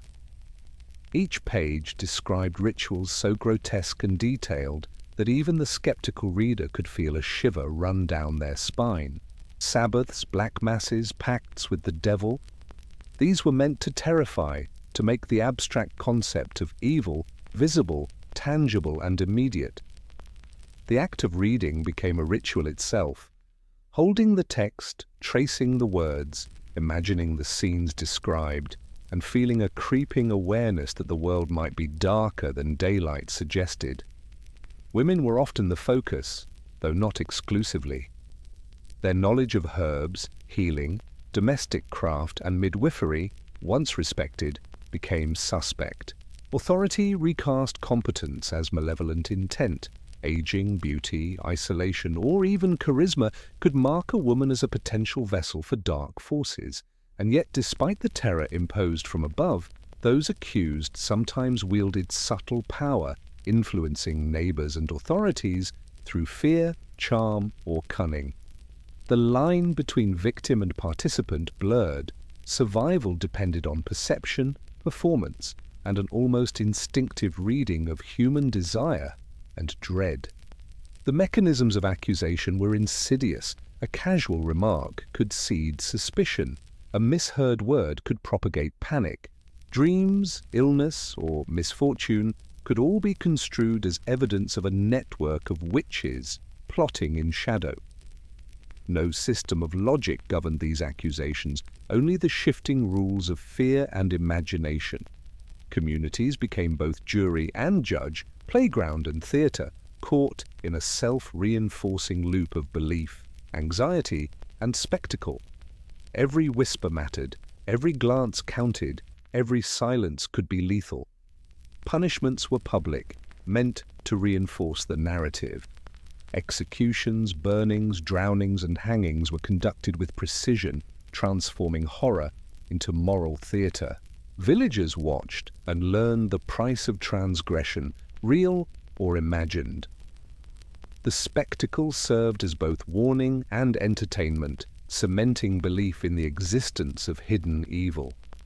And yet, in the quiet after the flames, whispers persisted. Was the wrong person accused? Could the fire ever truly cleanse? Suspicion never fully ebbed. The invisible threads of fear wove themselves deeper into the fabric of village life, leaving scars far beyond the spectacle of punishment. Yet there was a perverse intimacy to the witch panics. Fear became a shared experience, a communal performance. Every glance, every gesture, every shiver at a shadow became a bond, however tenuous, between villagers. Knowledge of danger was a language, unspoken, yet universally understood. Children learned early how to navigate it. Women and men alike developed instincts for survival, interpreting subtle cues with astonishing precision. The terror was real, but so was the connection it forged. The nightmare of accusation created an underground network of understanding, a hidden culture of vigilance, secrecy, and coded communication that was as intricate as any formal cult. Even today, the echoes of these panics remain in stories, folktales, and the lingering fascination with witchcraft. Scholars dissect trial records, historians trace patterns of accusation, and anthropologists attempt to reconstruct social dynamics. But the human element, the fear, the imagination, the intimacy of suspicion cannot be fully captured. It is in the gaps, the silences, the spaces between official records and whispered tales that the true essence of the panics survives. The invisible theatre of terror, the interplay of imagination, authority, and human psychology continues to haunt our understanding of medieval Europe. What is perhaps most unsettling is the realization that the panics were not simply about witches at all. They were about control, about the shaping of belief, about the human desire to locate chaos and evil in a single body, to make fear manageable by focusing it outward. They reveal a society capable of imagining conspiracies vast and intricate, a society in which accusation, confession, and spectacle created a rhythm of terror that became both routine and extraordinary. And in this rhythm humans learned not only how to fear, but how to wield fear, how to see it as a force shaping their lives and communities, intimate as a whisper in the night. The shadow of the panics extended beyond the Middle Ages, influencing thought, literature, law, and imagination for centuries. Stories of witches flying on broomsticks, of Sabbaths in forests, of secret knowledge and hidden power became part of the cultural fabric. And yet the real terror was never in the imagined powers of the accused, but in the human capacity for fear, projection, and authority.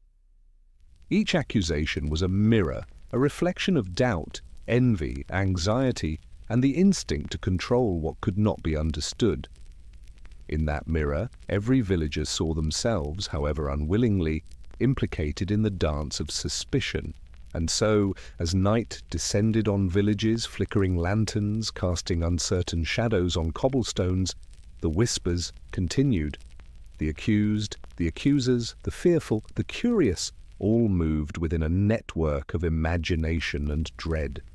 Fear was both invisible and tangible, intimate and public, playful in its social codification, yet horrifying in its consequences. The threads of rumor, authority, and human psychology wove themselves into a tapestry of panic, as intricate and enduring as any secret ritual of a formal cult.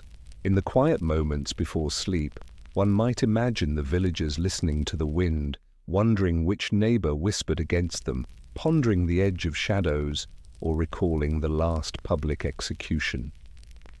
In those moments, the horror was both distant and immediate, a private, unsettling intimacy shared across households.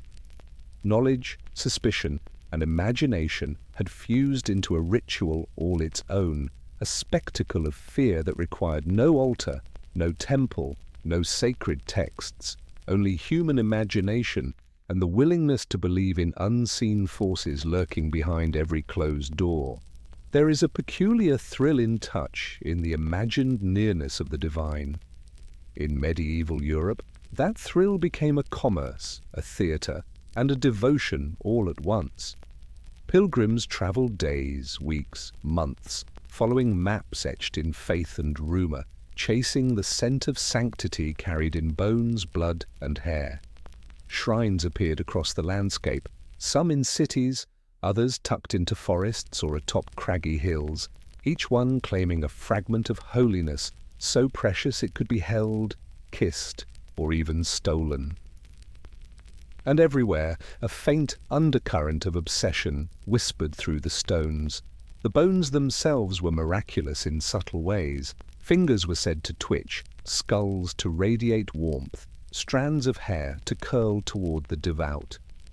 Pilgrims arrived with offerings, tears, and prayers, and the relics responded, or so the stories claimed. To touch a fragment of a saint's flesh was to feel a brush of eternity, to hold in your palm what the divine had chosen to linger in. And yet beneath the gilded reliquaries and the ornate chapels, the air smelled faintly of incense, sweat, and something unnameable, the commerce of desire, the tension of faith pressed up against the hunger for miracles. Pilgrimages were elaborate undertakings, rituals in motion, roads converged on shrines as if guided by invisible hands, carrying men, women, and children who had left their homes in search of touchable holiness. Some travelled with devotion, others with curiosity, some with hope of profit, and a few with darker intentions, to cut, smuggle, or sell relics to the highest bidder. Every procession was a quiet negotiation of belief and greed, a delicate balance between reverence and opportunity. Shadows of saints' hands were traced in dust, and prayers were whispered into the air, thick with expectation, anticipation, and the faintest hint of fraud. Shrines became theatres of devotion. Candles flickered across gold leaf, illuminating tiny boxes of bone, vessels of blood, and containers of hair that no mortal should have held. Priests moved with a mixture of solemnity and showmanship, guiding pilgrims to the objects, murmuring histories and miracles with a cadence designed to entrance. Every word, every gesture, every turn of the reliquary lid was choreographed to heighten the sense of awe. The faithful left transformed, or at least convinced they had glimpsed the divine, even if only through the filter of suggestion, expectation, and the soft pressure of ritualized performance. The relics themselves were often fragmentary, mysterious, and sometimes suspicious. A saint might have multiple skulls claimed in different towns, each one called authentic, each one venerated with equal fervor. Fingers might be divided among chapels, teeth displayed behind glass, strands of hair looped into delicate braids and wrapped in velvet. Yet the faithful did not quibble. Miracles did not require strict accounting, only belief. Inconsistencies became a kind of magic, proof that the divine could bend reality, that holiness existed outside the mundane rules of measurement and logic. Beneath the surface of devotion, however, thrived a shadow economy. Pilgrims returned home with tiny fragments smuggled in cloaks, hidden in satchels exchanged with priests for coin or favor.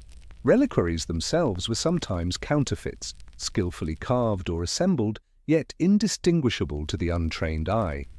The marketplace of faith was as lively as any bazaar, a dance of piety, commerce, and subtle deceit. And the participants, from the lowliest peasant to the highest-ranking cleric, often did not perceive the contradiction that reverence and manipulation could coexist so seamlessly.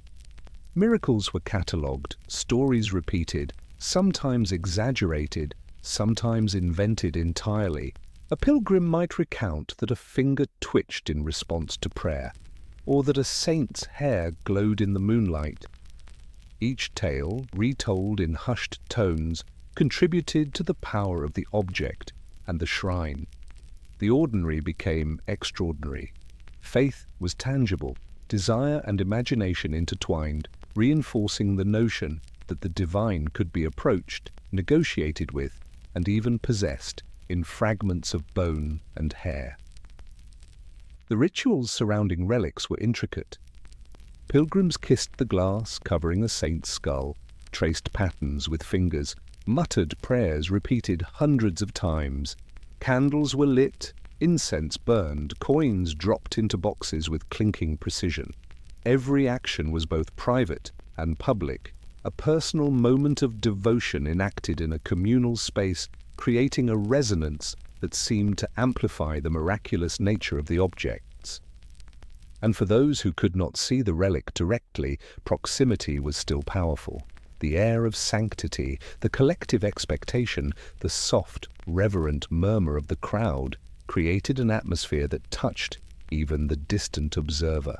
Pilgrimages also carried a social dimension. Nobles might sponsor journeys, rewarding loyalty or demonstrating piety, while merchants arranged accommodations, food, and transport. Stories of miracles traveled faster than roads themselves, inspiring new pilgrims, new devotion, and sometimes new opportunists. Saints' relics became nodes in a vast network of faith, commerce, and imagination, each fragment acting as a magnet for the human desire to connect with something larger, something eternal, something tangible in a world otherwise fleeting and fragile. And then there was the obsession itself. Pilgrims would return again and again, seeking new fragments, new miracles, new confirmation that holiness could be held in the palm of a hand. Shrines competed silently, each promising a unique encounter, a new proof of the divine. And for the faithful, there was a darkly cozy pleasure in the pursuit, the sense that the miraculous was always just out of reach, that devotion required persistence, and that holiness could be both terrifying and comforting. At times, this devotion bled into superstition. Miracles were interpreted literally, sins weighed against the favor of saints, luck measured by the proximity of relics. Objects that were once inert wood, stone, or bone became charged with expectation. A fragment of a saint's finger could change the course of a journey, alter the outcome of a harvest, or determine the health of a child. Faith and fear were inseparable companions. Pilgrims understood that the divine was unpredictable, even vengeful, and that the relics were not merely objects, but interlocutors between the human and the eternal. Even the theft of relics became ritualized, a shadow dance of devotion and daring. Knights, monks, and commoners alike would smuggle, steal, or negotiate for fragments of saints' bones. Stories of miraculous intervention followed, often embellishing the theft into an epic tale of piety and cunning. The thin line between reverence and obsession blurred. A man who stole a fragment might pray over it, swear an oath to the saint, and believe fully in the protection it offered, even as his hands were stained with theft. Morality and devotion, law and faith, merged into a complex web where intent, action, and consequence became entangled in ways that were impossible to disentangle. The physical spaces themselves were transformed by this obsession. Churches, chapels, and shrines became more than houses of worship. They were theatres of the sacred, repositories of desire, and repositories of power. Pilgrims navigated winding aisles, whispered prayers across candlelit alcoves, and approached gilded boxes with a mix of awe, fear, and hope. The air vibrated with anticipation. Shadows shifted on the walls like living things. Every creak of wood, flicker of flame, or faint rustle in the corners was a reminder that something beyond ordinary comprehension was present, waiting to be perceived, felt, or invoked. And so the cult of relics endured, weaving together piety, obsession, commerce, and imagination into a tapestry as intricate as any formal cult.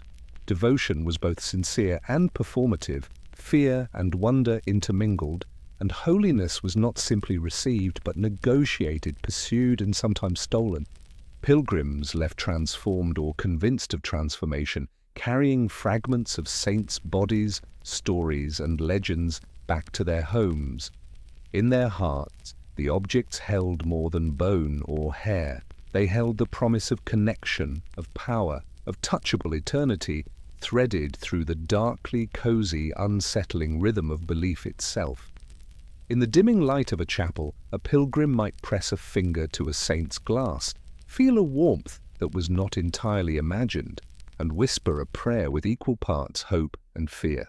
The candle flame flickered across the walls, illuminating fragments of devotion collected over centuries.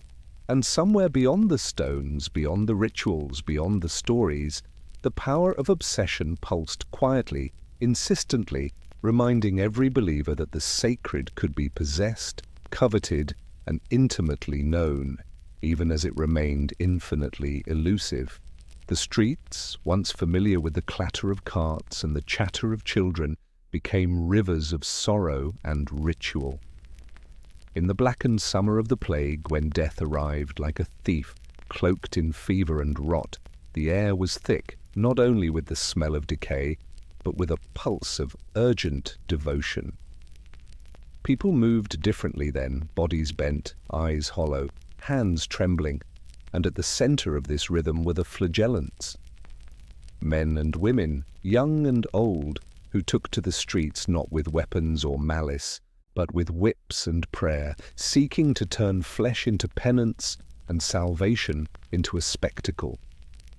Their processions wound through towns like living serpents, chanting prayers that scraped against the walls of houses and ricocheted through empty squares. Each lash of the whip against skin was a punctuation mark in a collective exorcism of sin, a plea for mercy from a God who seemed, at that moment, silent. Blood ran in rivulets down backs, pooling on cobblestones and mixing with the dust of the streets. The participants did not flinch. They embraced pain as both a confession and a shield, believing that their suffering might avert the indiscriminate cruelty of the plague. The rhythms were mesmerizing. A chant repeated dozens, hundreds of times created a hypnotic cadence, and the Flagellants moved in almost choreographed formation, arms raised, spines arching, whips cracking. The sound of leather meeting flesh became a drumbeat, accompanied by moans and fervent prayers. Crowds gathered at the edges of the processions, drawn not only by piety but by fascination and fear. Some watched with reverence, whispering prayers along with the Flagellants. Others recoiled, clutching children, pressing coins into the hands of priests, trying to buy protection from a sickness that seemed to come for anyone, regardless of devotion. There was an odd intimacy in the practice. Pain was public, confession was communal, and fear became tangible in a way that no sermon could replicate.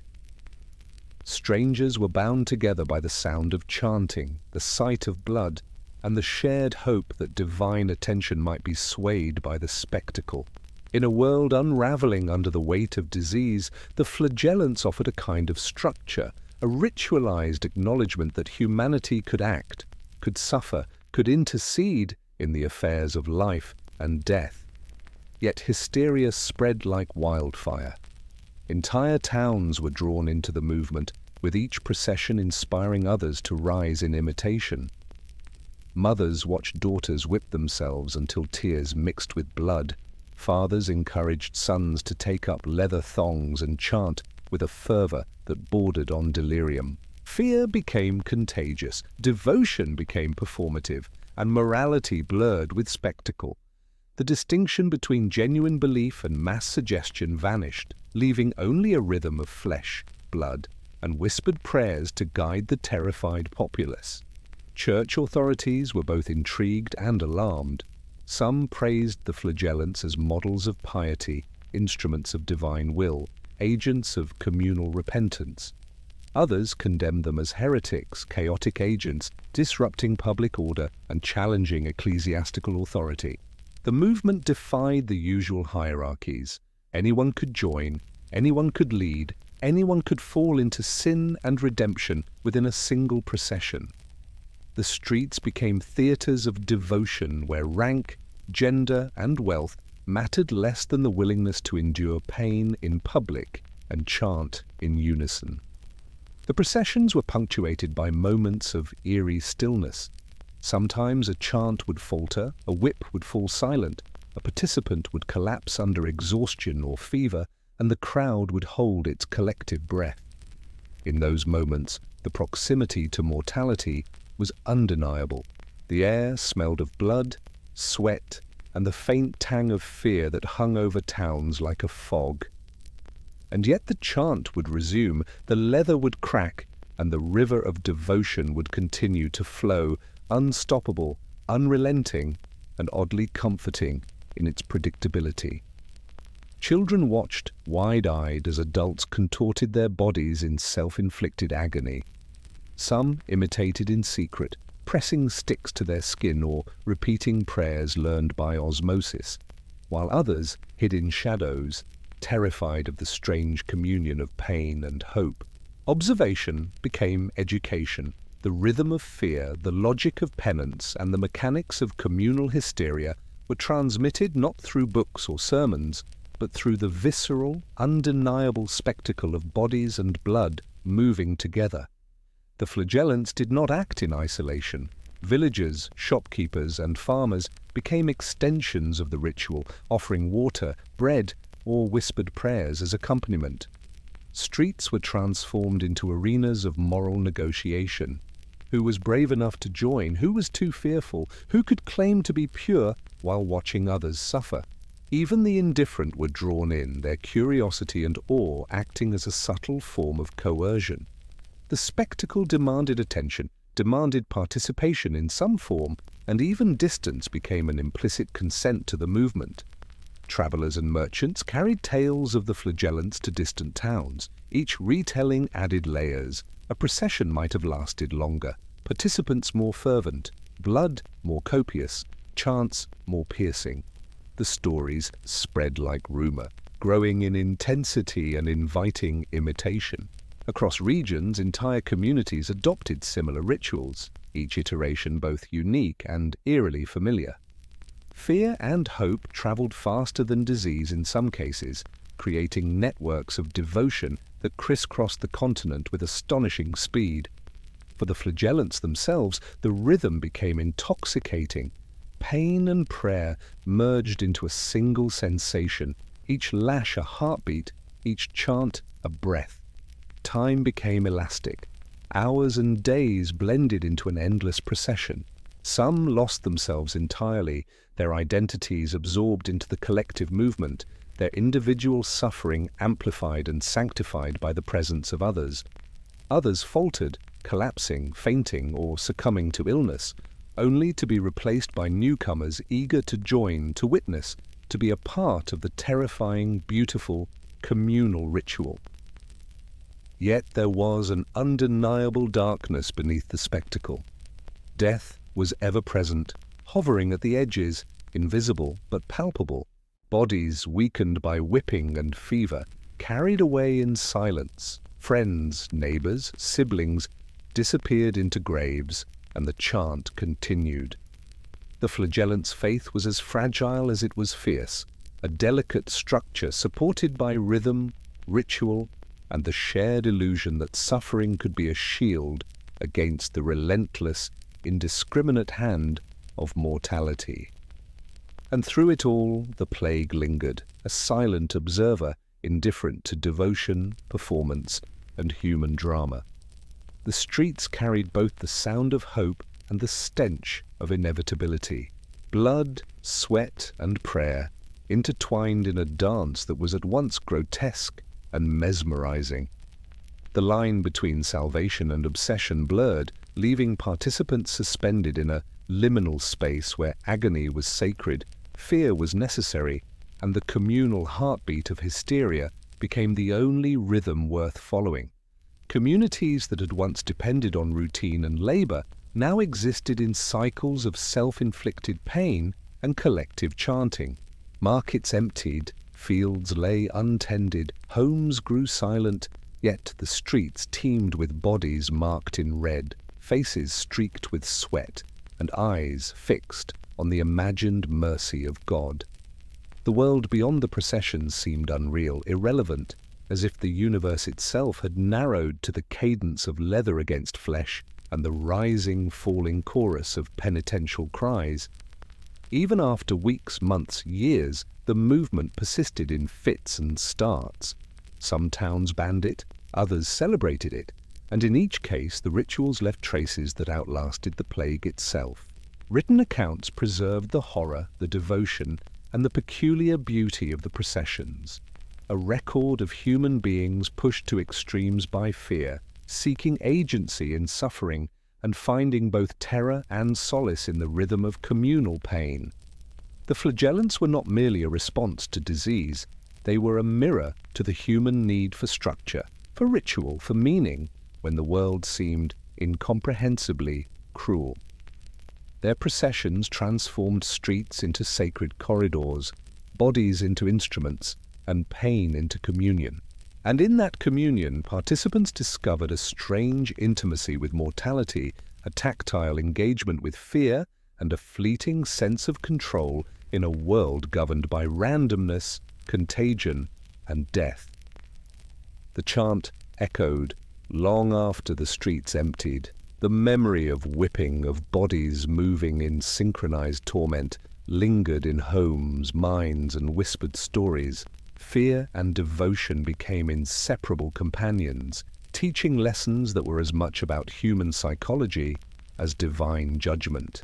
The streets, once theaters of commerce and conversation, had become corridors of ritualized hysteria, binding communities together through a shared, visceral engagement with mortality and piety. In the heart of Tenochtitlan, the city hummed with life and dread. Markets buzzed with color and sound, traders hawked maize and obsidian, and the scent of food mingled with smoke from countless hearths. Yet atop the sacred pyramid of the Templo Mayor, a different rhythm pulsed, slower, heavier, charged with a weight that pressed into the chest of every onlooker. The Aztecs, masters of empire and ritual, had long understood the delicate balance between chaos and order, and their sacrifices were a tangible, bloody articulation of that balance. The priests moved with precision, garbed in feathers, jade, and obsidian, their movements a choreography honed over decades, centuries. Each gesture was deliberate, each chant a vessel for divine attention. The victims, war captives, chosen slaves, occasionally even willing participants, were brought forth with solemnity. Their hearts would be extracted atop the steps, offerings to the gods, their lifeblood, a direct conduit to the sun, rain, and fertility that sustained the empire below. Onlookers felt the heat of the ritual even from the plaza, a mixture of awe, fear, and something darker, a recognition of human fragility, a thrill at the brush with mortality, a macabre fascination with the closeness of death. The symbolism was precise. The heart, glowing and warm, represented life itself, the essential spark of being offered to gods who demanded tangible proof of devotion. Priests chanted, drums beat in sync with the rising sun, and the crowd collectively inhaled the tension of the moment. Smoke from copal incense mingled with the metallic tang of blood, creating a sensory landscape that both intoxicated and terrified. To witness it was to feel the pulse of the empire itself, the divine authority flowing through ritualized violence and communal observation. Sacrifice was not random, it was carefully calculated, entwined with calendars, astronomy, and a complex understanding of cosmic order. The Aztecs believed that the gods had given their own blood to sustain the universe and that human offerings were necessary to repay that debt. The plaza became a theater where devotion and terror coexisted, where life and death danced in a measured rhythm. Children watched with wide eyes, learning the order of the world, while adults reconciled fear with the beauty of structure and purpose in a society where chaos threatened at every corner. The victims themselves were transformed by the ritual. They were no longer individuals in the ordinary sense. They became vessels, conduits, instruments of the divine will.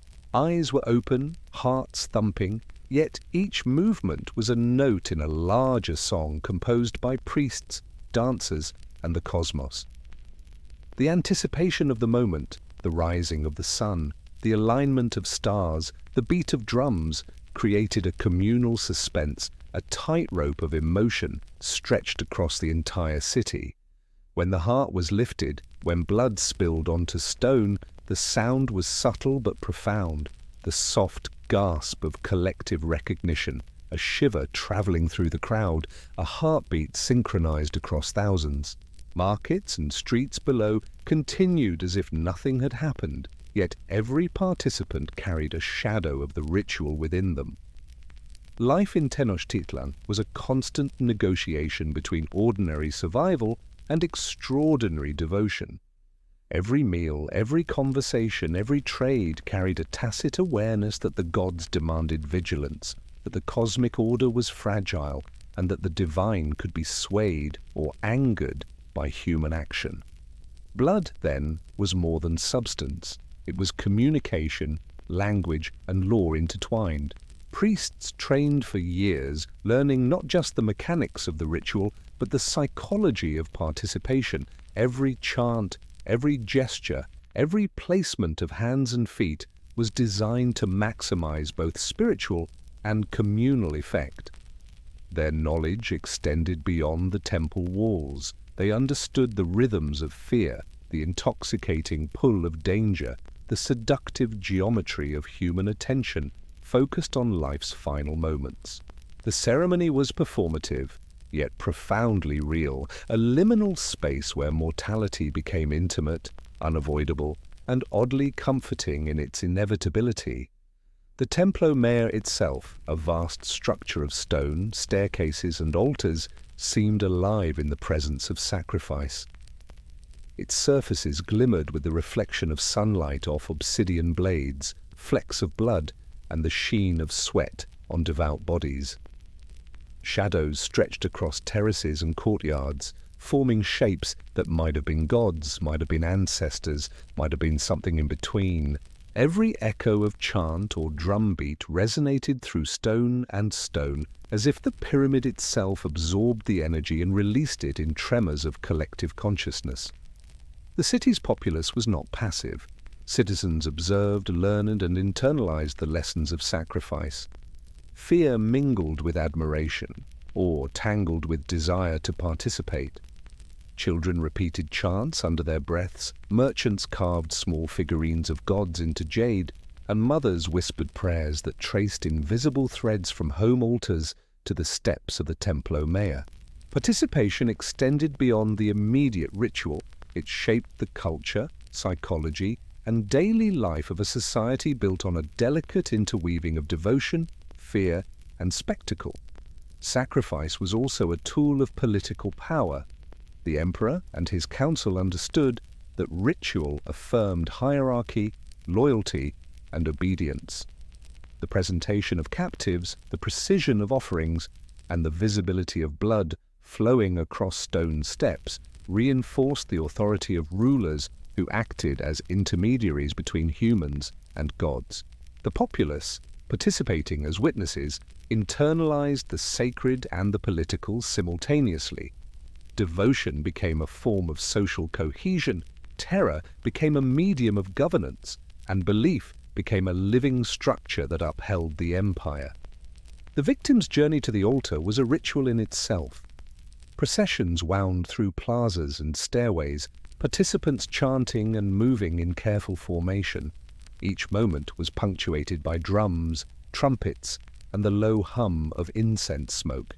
The tactile and sensory experience was immersive, the heat of the sun on skin, the clatter of obsidian against stone, the metallic scent of blood, the rhythm of thousands of eyes watching, praying, and learning.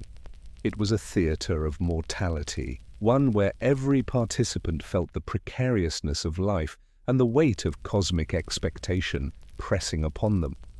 Despite the spectacle, there was intimacy in sacrifice.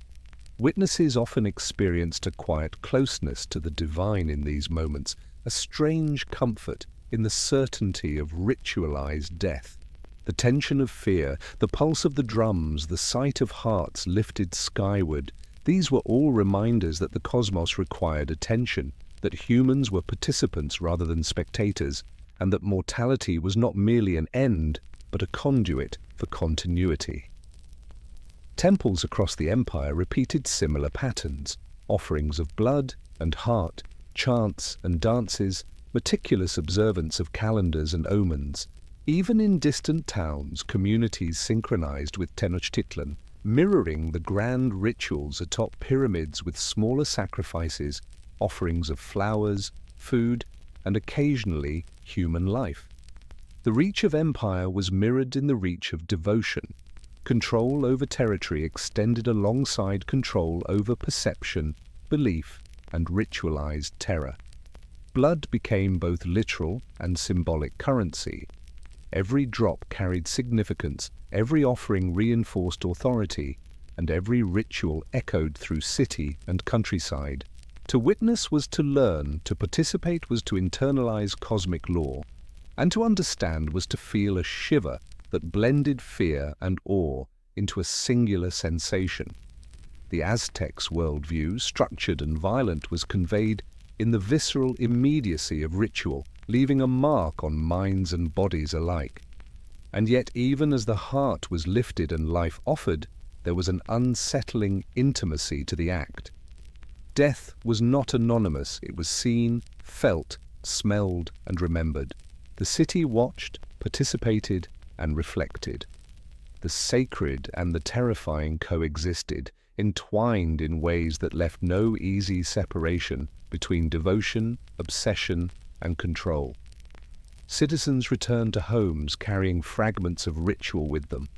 The memory of crimson on stone, the echo of drums, the pulse of life held in someone else's hands, and the awareness that the divine was never far, always observing, always demanding. Tokyo, a city of lights, hums, and ceaseless motion, holds its secrets in the spaces between skyscrapers, subway tunnels, and quiet apartment corridors. Not all of its rituals are visible in markets or temples. Some operate in whispers, in pamphlets slipped under doors, in meetings held in rented offices or abandoned buildings where the ordinary rules of society dissolve. Om Shinrikyo emerged from this twilight of civilization's pulse, a modern echo of the age-old human urge to bind meaning to fear, devotion, and the promise of transcendence. It began as philosophy, a heady blend of yoga, Buddhist esotericism, and apocalyptic prophecy. Followers were drawn in by the allure of knowledge, the promise of spiritual awakening, and the seductive simplicity of certainty. The cult's founder, charismatic and calculating, offered visions of purification, of rebirth, beyond a corrupt and chaotic world. Members traded ordinary existence for ritualized devotion, surrendering mundane freedoms for the possibility of something transcendent or terrifying. The cult's rituals were intimate and eerie, combining meditation with orchestrated obedience. Ceremonies could be quiet, candle-lit affairs where devotion slid seamlessly into obsession, hands clasped, heads bowed, participants absorbed teachings and mantras, their minds trained to bend around the shape of fear and promise. The quiet was deceptive. Outside, Tokyo moved in mechanical precision. Trains screeched into stations, neon reflected off wet asphalt. But inside, the air was thick with anticipation, a slow simmer of inevitability. Initiation was both gentle and coercive. New members were welcomed with smiles and warmth, invited into a world that seemed comforting in its structure, even as the boundaries of morality and self began to blur. Early tests of obedience were minor, following instructions to the letter, repeating chants, meditating until exhaustion.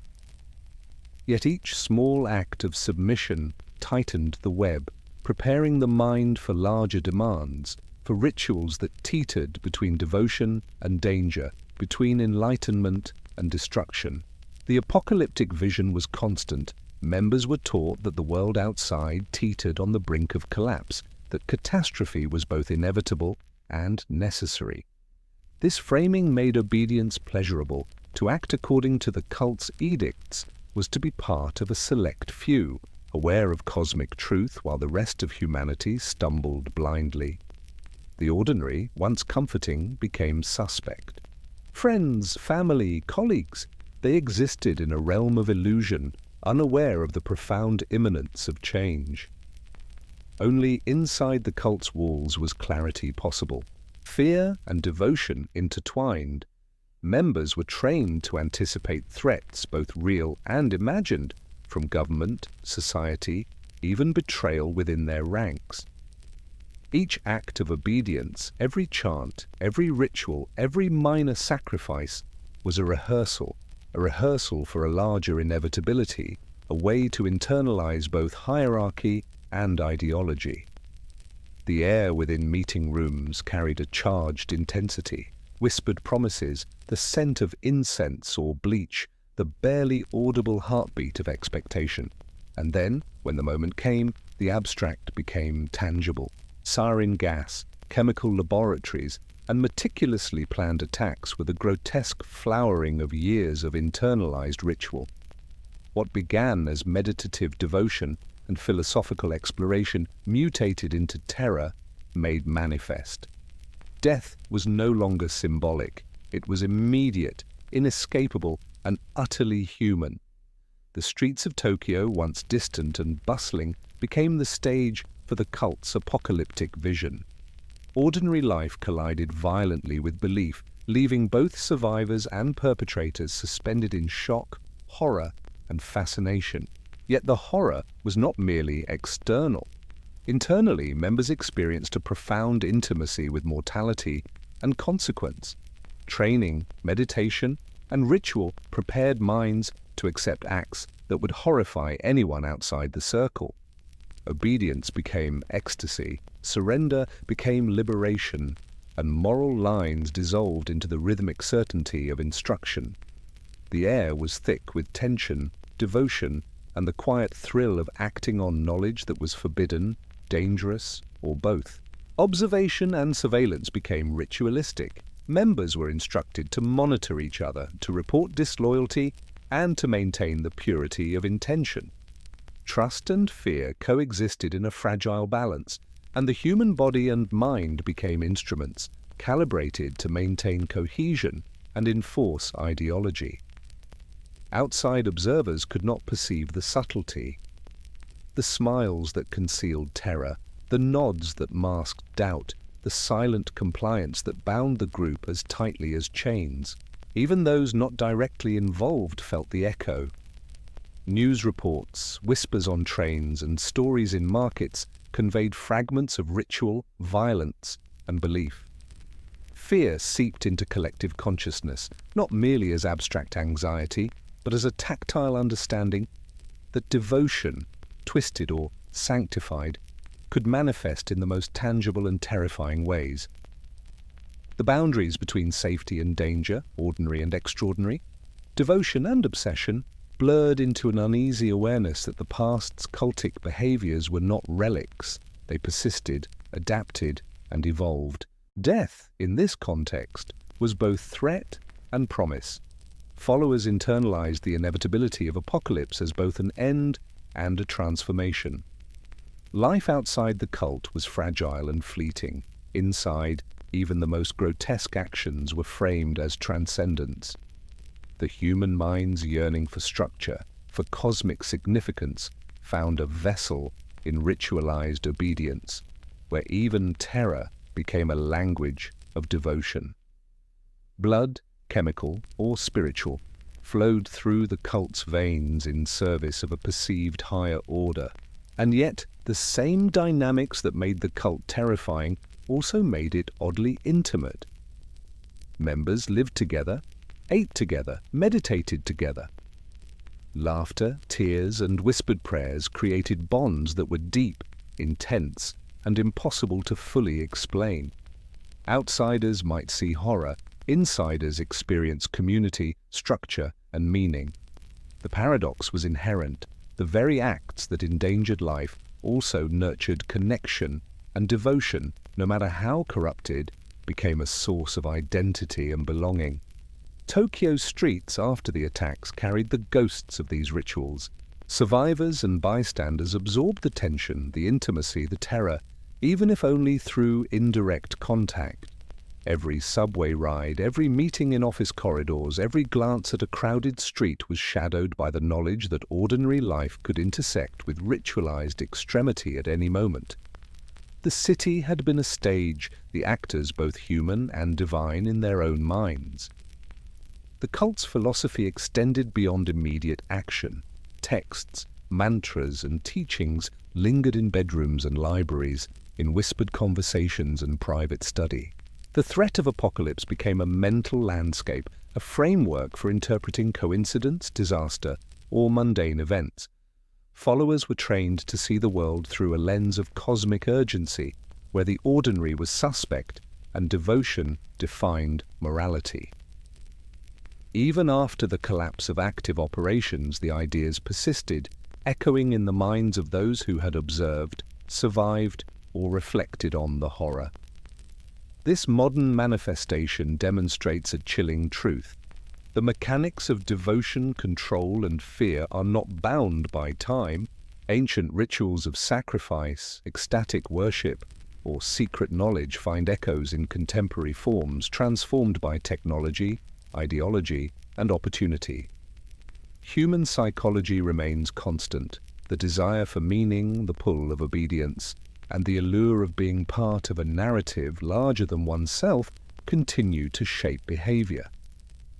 Rituals of old and new both rely on intimacy, repetition, secrecy, and the calculated interplay of fear and desire. The duality is uncanny. From sacred pyramids to neon-lit city streets, the same patterns emerge. Leaders offering visions of transcendence, followers surrendering to structure, society observing in awe and terror.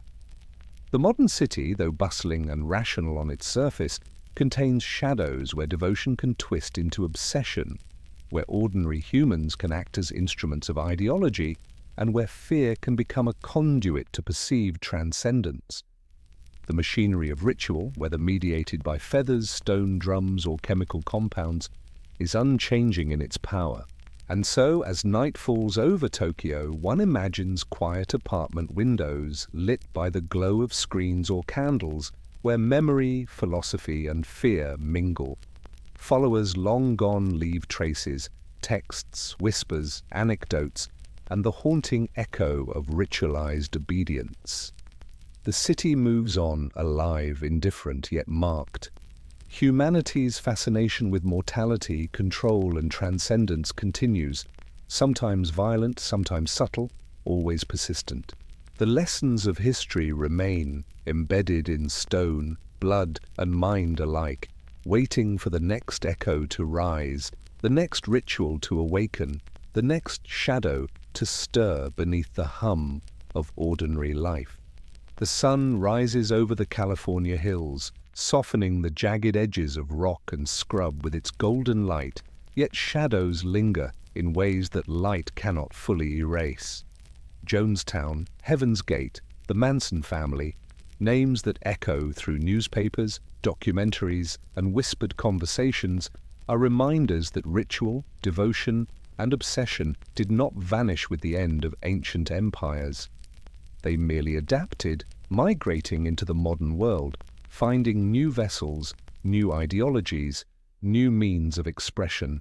In the heat and humidity of Guyana, Jonestown stood like a green mirage, a commune promising equality, purpose, and salvation.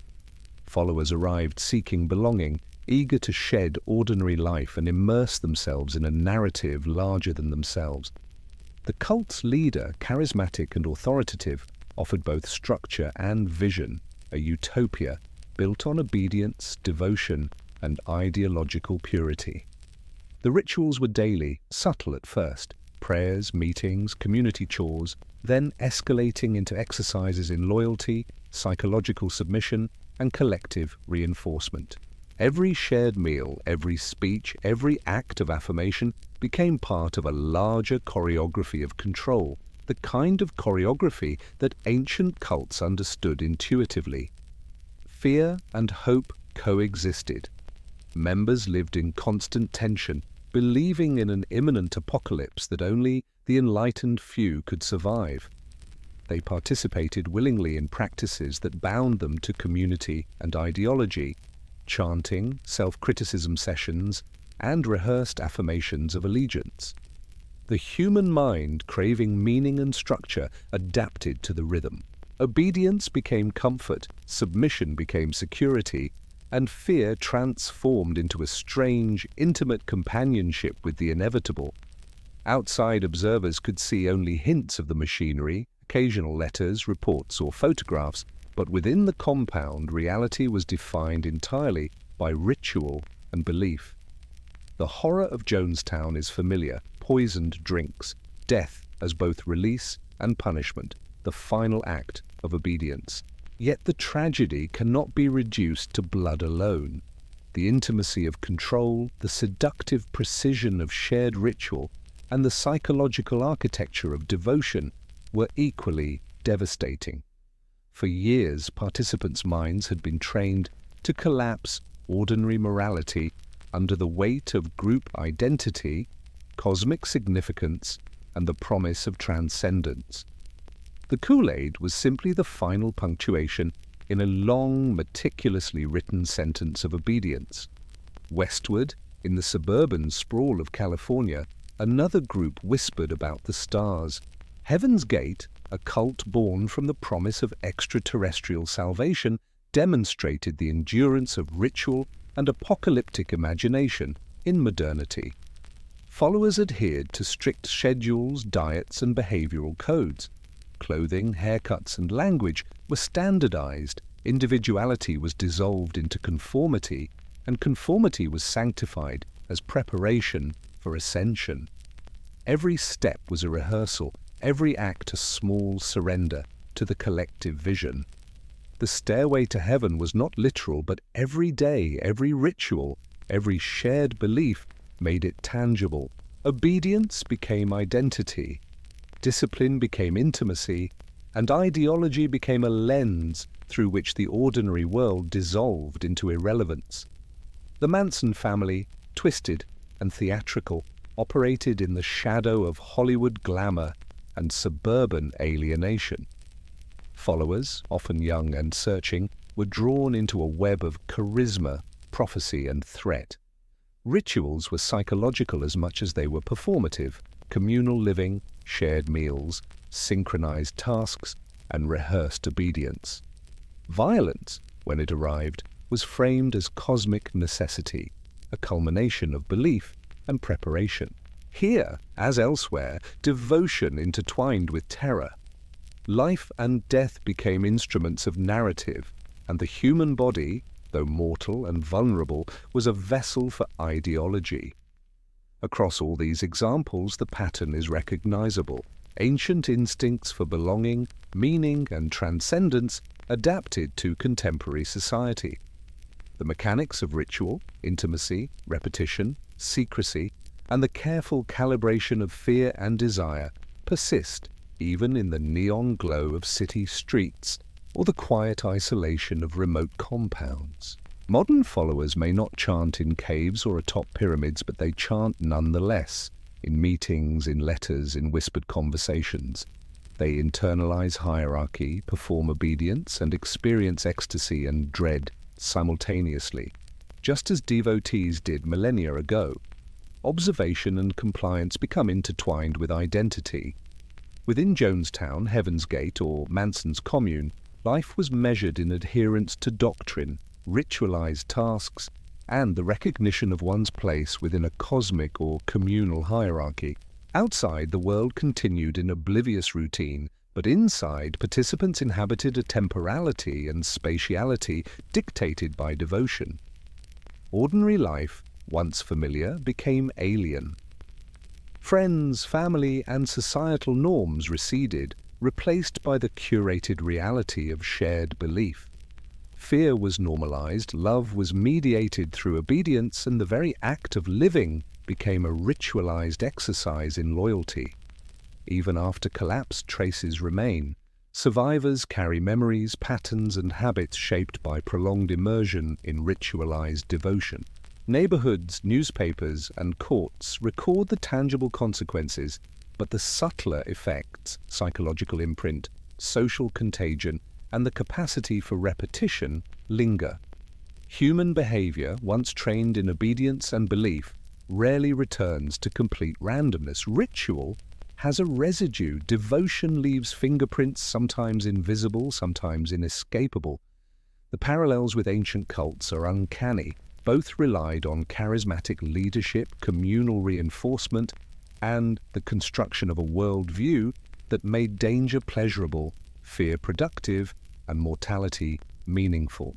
The Aztec priest atop a pyramid and a Jonestown acolyte in a humid hut experienced the same fundamental thrill.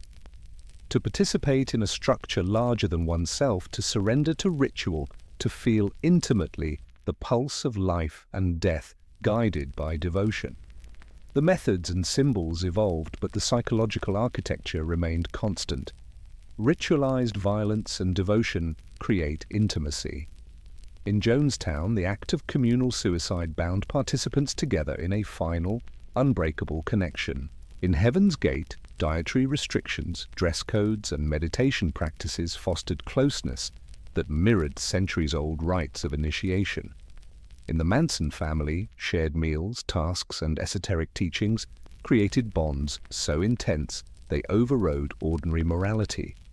Intimacy and horror existed side by side, each amplifying the other, rendering ordinary human life both precious and disposable in the eyes of the faithful. The cultural milieu matters, yet it does not prevent repetition. Economic uncertainty, social alienation, and existential fear are constant companions across centuries. Ancient initiates and modern cult members alike found refuge in obedience, identity in hierarchy, and meaning in participation. Ritual, whether constructed of drums, chants, or shared ideology, becomes the scaffolding on which devotion is built. Obedience becomes comfort, danger becomes revelation, and the line between ecstasy and terror blurs into indistinguishable sensation. What lingers most in these American shadows is not merely horror, but the echo of ancient patterns. The human mind, attuned to narrative, ritual, and hierarchy, remains susceptible to charisma, promise, and fear. The desire for belonging, the compulsion to follow, and the willingness to surrender are timeless. Modern collapse, technological society, and suburban landscapes provide new stages, but the performance, obsession, devotion, and ritualized extremity remains unchanged. In quiet moments, when streets are empty and city lights hum, one might imagine the faint residue of these rituals, footsteps that echo devotion, murmured chants that no one else hears, schedules that enforce obedience as faith. Even now, ordinary apartments and office spaces can harbor rituals of attention and surrender, rehearsals of control and belief, microcosms of the ancient human yearning that has never disappeared. Devotion and terror, once confined to pyramids or caves, persist, invisible and intimate, awaiting the next iteration. The patterns extend beyond tragedy. They teach about human psychology, about the thrill of structure, the seduction of certainty, and the intimacy of shared ritual. Every poisoned cup, every symbolic ladder, every communal meal in the shadow of doctrine mirrors the pulse of societies long vanished. Life and death, obedience and rebellion, awe and horror. These are constants, threaded through time like veins of red in stone. And so the shadows stretch from the hills of California to quiet city apartments, from the steps of ancient pyramids to neon-lit streets. The machinery of belief, obsession, and ritualized obedience remains, lurking in corners, shaping minds and echoing across centuries. One imagines the faint hum of devotion lingering long after the lights fade, after the cameras stop rolling, after the headlines are forgotten. The human mind remembers ritual. It remembers fear. It remembers belonging. And somewhere, quietly, it waits for the next shadow to take shape, the next belief to solidify, the next ritual to awaken. There is a quiet in the world that only surfaces when the hum of human activity recedes, when clocks tick with gentle insistence, and the air itself seems to breathe softly, carrying echoes of things we have long since forgotten or refused to see. In this quiet, one begins to notice patterns, spirals of thought and action that twist through centuries and continents, linking the silent footsteps of initiates in underground chambers with the hurried, anxious steps of modern followers on sunlit streets. The human heart, it seems, is always searching, always stretching toward meaning, grasping for structure, ritual, and connection. Cults, in all their forms, are shadows of this search. They are neither wholly monstrous nor wholly sacred. They are mirrors, reflecting the parts of ourselves that hunger for belonging, for certainty, for the sweet intoxication of participating in a narrative larger than ourselves.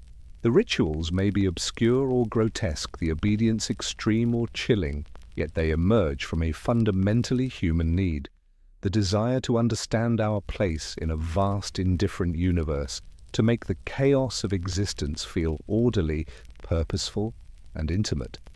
When one considers the ancient rites of Inanna under the moon, the ecstatic frenzy of Dionysian women in the hills of Greece, or the bull-blood-drenched caverns of Mithras, it is tempting to recoil, to whisper of madness and barbarity.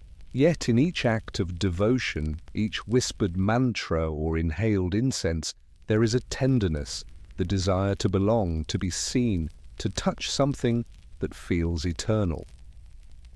In Mesopotamia, the Nile, or beneath the earth in a Greek cavern, humans discovered the paradoxical comfort of fear, its capacity to draw the heart into alignment with others, to sharpen devotion, to create meaning in the absence of certainty.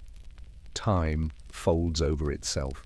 The Gnostics whispered in shadowed corners, their manuscripts unreadable to outsiders. The Hashashin slithered through the night, with blades poised and gardens fragrant with both pleasure and danger. In medieval Europe, imagined witches trembled beneath the weight of accusation, while pilgrims and pilgrims' purses clinked with fragments of saints' bones, blood, and hair. Each society discovered the same fundamental truth: ritual, secrecy, and shared devotion create bonds that are nearly impossible to sever, and those bonds can elevate, terrify, or both at once. Fear, intimacy, and ritual are partners in a dance as old as human society. The Flagellants of plague-stricken streets, the Aztec priests atop sacrificial platforms, and the members of modern American cults, Jonestown, Heaven's Gate, the Manson family, all demonstrate this convergence. Each iteration carries forward an ancient rhythm, obedience intertwined with ecstasy, terror mingled with belonging, mortality reframed as meaning. Across time, geography, and technology, the machinery of devotion remains, resilient and adaptable, finding new ways to ensnare, console, and compel. And yet, reflection does not demand condemnation. To recognize the spiral of belief is not to judge it harshly, but to observe its inevitability and its power. Humans are creatures of longing, wired to construct patterns, stories, and structures from chaos. We invent gods, cults, and systems of devotion because the alternative, the abyss of unmediated randomness, is unbearable. Ritual binds us to one another, to our ancestors, to ideas that outlast individual lifespans. It blinds us sometimes, yet it also illuminates, offering glimpses of purpose and connection that might otherwise remain forever unseen. In this quiet spiral, the lines between devotion, obsession, and survival blur. The same heart that once trembled beneath moonlight in Mesopotamia beats in the chest of a modern believer staring at a screen, a pulpit, or a distant star. The instruments have changed: drums, incense, candles, smartphones, pamphlets, chemical laboratories. But the underlying human impulse endures. Obedience becomes intimacy. Fear becomes revelation. Community becomes identity.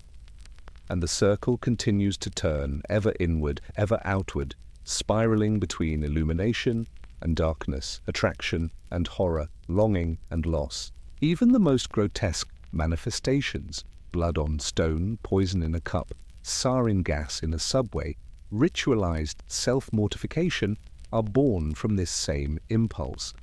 The forms mutate, yet the root remains. A desire to make meaning tangible, to enact belief physically, to experience the invisible order of the cosmos in the visceral immediacy of body and mind. Horror and intimacy, destruction and devotion, ecstasy and terror, they coalesce, entwined, inseparable, carried in every age by those willing to surrender themselves to something larger, something ineffable, something dangerous. Consider the pilgrim clutching a relic, the devotee repeating a chant, the initiate swallowing a potion or enduring a trial.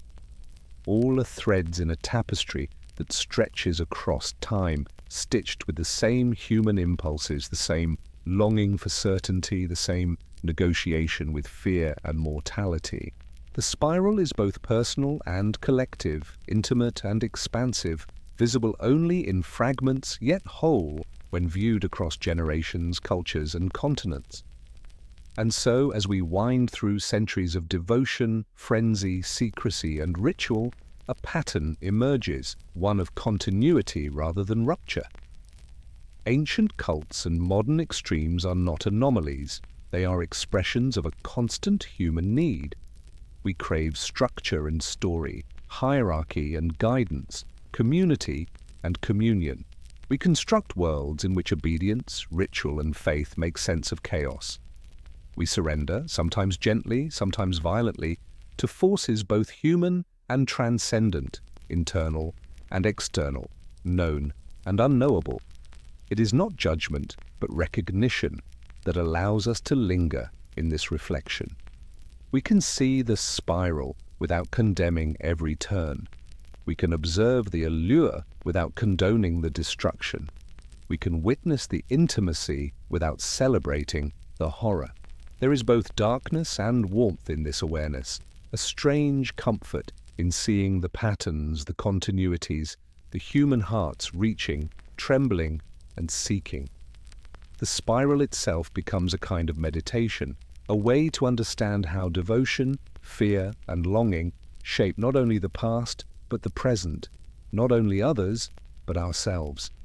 And tonight, in the dim quiet of your own space, perhaps with a fan humming gently or a candle flickering low, consider the spiral. Trace its curve in your mind, feel its rhythm echo in your chest. Recognize the impulse to belong, to surrender, to enact meaning in ways both strange and intimate. Understand that these forces are ancient, enduring, and present even now, in moments small and private. There is no condemnation in this reflection, only awareness. There is no shame, only curiosity. There is no certainty, only the soft pulse of recognition that binds us to the past, to each other, and to the mysteries still waiting in the shadows. Belief is a spiral, inward, outward, twisting upon itself in infinite repetition. It blinds and illuminates, terrifies and consoles, isolates and unites. Every ritual, every devotion, every act of surrender is a step along this path, a note in the eternal chant of human longing. The spiral continues beyond these stories, beyond ancient rites, beyond modern tragedies, beyond even the pages you have read or the thoughts you have allowed yourself to follow in this quiet hour. It spirals into the unknown, into the waiting dark, into possibilities yet unseen. And tonight, as you drift, remember, belief binds us, blinds us, and sometimes carries us into darkness. Rest well. Feel the spiral settle gently around you, its infinite motion softening into a whisper. Let the stories fold into memory, the echoes of devotion and terror blending with the quiet of your own breath. The spiral does not end. It does not demand. It simply exists, winding through human hearts, guiding, tempting, and lingering, a reminder of our eternal search for meaning, connection, and mystery.